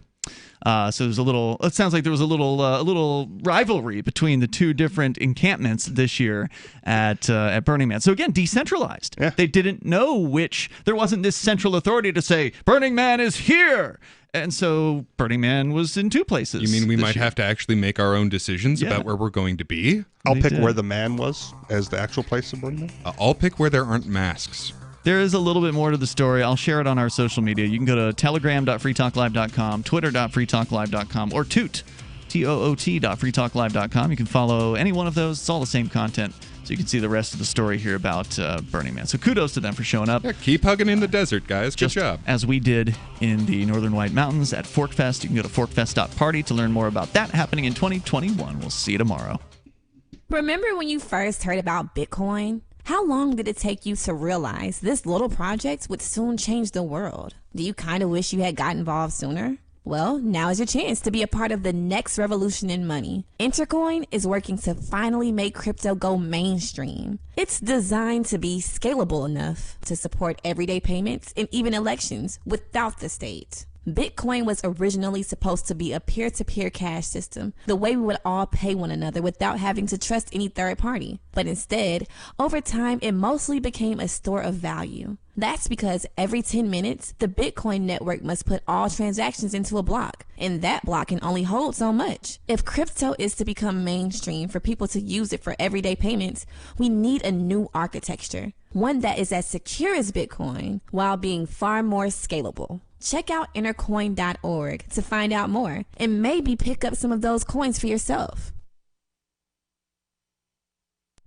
Do you have a WordPress website running WooCommerce and want to accept cryptocurrencies like Bitcoin, Dash, Bitcoin Cash, and Bitcoin SV? Now you can easily enable crypto payments from your customers by adding the AnyPay plugin to your WordPress site. Just visit anypayinc.com and set up your account by entering your cryptocurrency wallet addresses in the admin. Then enable the AnyPay plugin in your WooCommerce. That's it.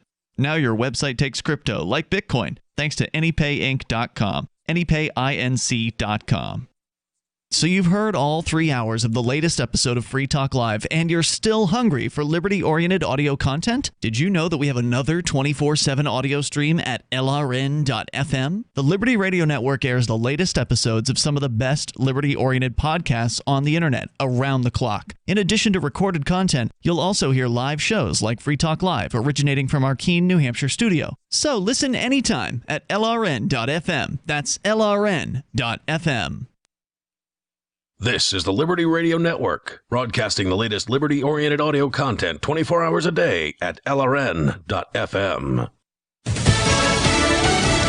Heat and fires scorching the West. I'm Joe Giro, Fox News. Managers of California's grid are warning there could be rolling blackouts if customers don't conserve energy despite the sweltering heat, which is expected to continue. At least for the next couple of days for folks across the western half of the United States, particularly in the desert Southwest and across California, really just extreme heat lingers. So no surprise here. We've got heat warnings across a very wide area. It's dangerous to spend a lot of time outside when you're talking about this kind of heat and you add in the humidity. Fox meteorologist Adam Klotz. The high temperatures and dry conditions are making it difficult for crews battling more than 20 large wildfires in California. The Trump administration says it's agreed with congressional Democrats on a plan to keep the government running beyond the September 30th deadline. Secretary Steven Mnuchin said on Fox News Sunday that he and House Speaker Nancy Pelosi have agreed on an approach to avoid a government shutdown. We'll do this separately from the CARES Act negotiations.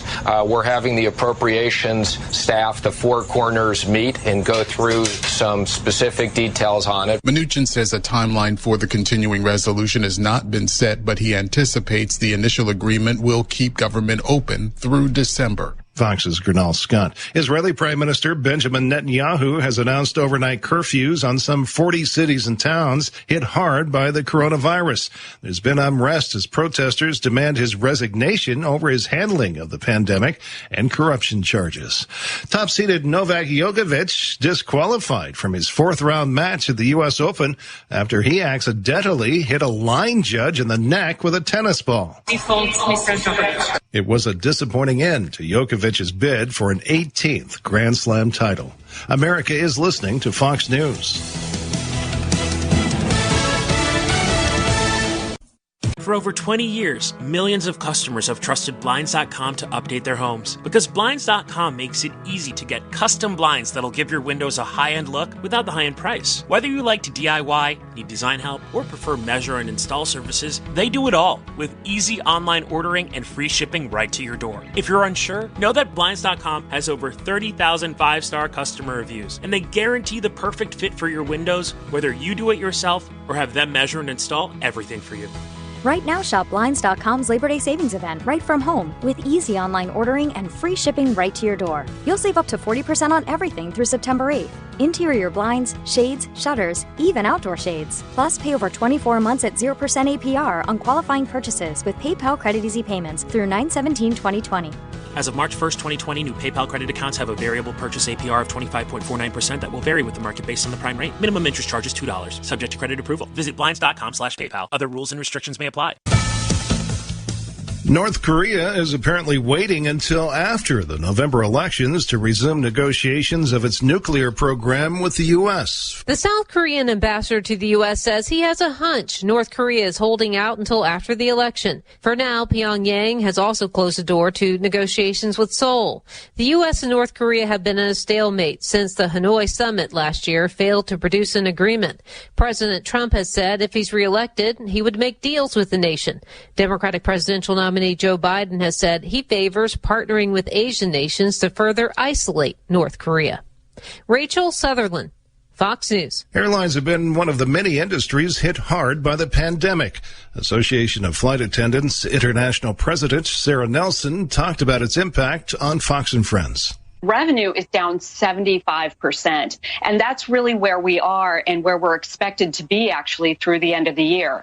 And that is why we are asking for continued relief from Congress to keep us in our jobs so that we can lift off again once the virus is under control and people do feel safe to fly. U.S. airlines have outlined furlough plans that could affect thousands of workers, including pilots and mechanics. The Navajo Nation wants answers from the U.S. military after one of its members died at Fort Hood. The Navajo Nation Council continues to mourn the loss of Private Quarlton Chi, a 25-year-old soldier from Pine Hill, New Mexico. Investigators at Fort Hood say Chi died Wednesday, 5 days after he collapsed following a physical training exercise. Chi was the 28th soldier from Fort Hood to die this year, and the council says it is deeply disturbed by the string of deaths, and they're calling on national leaders to get involved. Just last week, the Army announced leadership changes at Fort Hood as an investigation widens into the death of Specialist Vanessa Guillen. Rob Dawson, Fox News. And I'm Joe Chiaro, Fox News. Blinds.com. Join liberty-minded voluntarists, anarchists, and libertarians from June 28th through July 4th for ForkFest 2021 at Rogers Campground in the beautiful White Mountains of New Hampshire. ForkFest happens the week after the Porcupine Freedom Festival, and ForkFest is decentralized, which means no one is in charge. That also means there's no ticket cost. Just reserve your camping, RV site, or motel room with Rogers Campground for June 28th through July 4th. Where better to celebrate Independence Day than around other freedom-loving activists in the Shire? You can relax and enjoy the camaraderie of like-minded people, or you can create whatever experience or event you'd like others to have. If you're planning an event for ForkFest, be sure to let others know in advance. You can connect with fellow ForkFesters via the unofficial Telegram chat or the ForkFest forum. Links to those are on the unofficial website, forkfest.party. Mark your calendar for June 28th through July 4th, 2021. We'll see you at forkfest.party.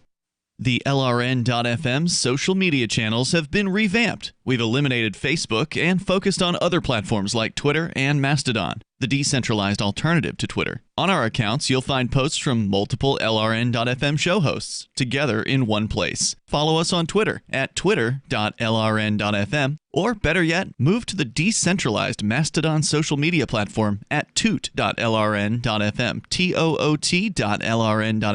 I think you'll like it. There are basically two types of advertising, direct response and branding. Radio's great for direct response with its low cost to listener ratio, but audio can't be beat for branding, which is a longer term endeavor. You want to be the first thing that someone thinks of when they think about your product or service. If you have a local business that you want kept top of mind in your community, call the station. If you need national reach, Free Talk Live's got around 200 radio stations, millions of monthly listening sessions, can suit all budgets, and if we don't think we're right for you, we'll tell you. Email me, mark@freetalklive.com. Some of our live shows are streamed in HD on Twitch. Please follow and share at twitch.lrn.fm. That's twitch.lrn.fm. The latest edition of Punk Rock Libertarians is next on the Liberty Radio Network at lrn.fm. Get more at thedailyliberator.com. Want to help keep the lights on in Anarchy Basement? Then go to PRLfans.com.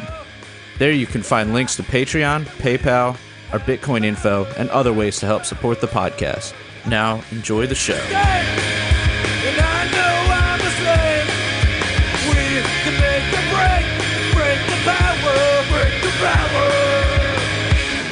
Hello, I'm Matt Bergman, and you are listening to the Punk Rock Libertarians podcast, episode 314.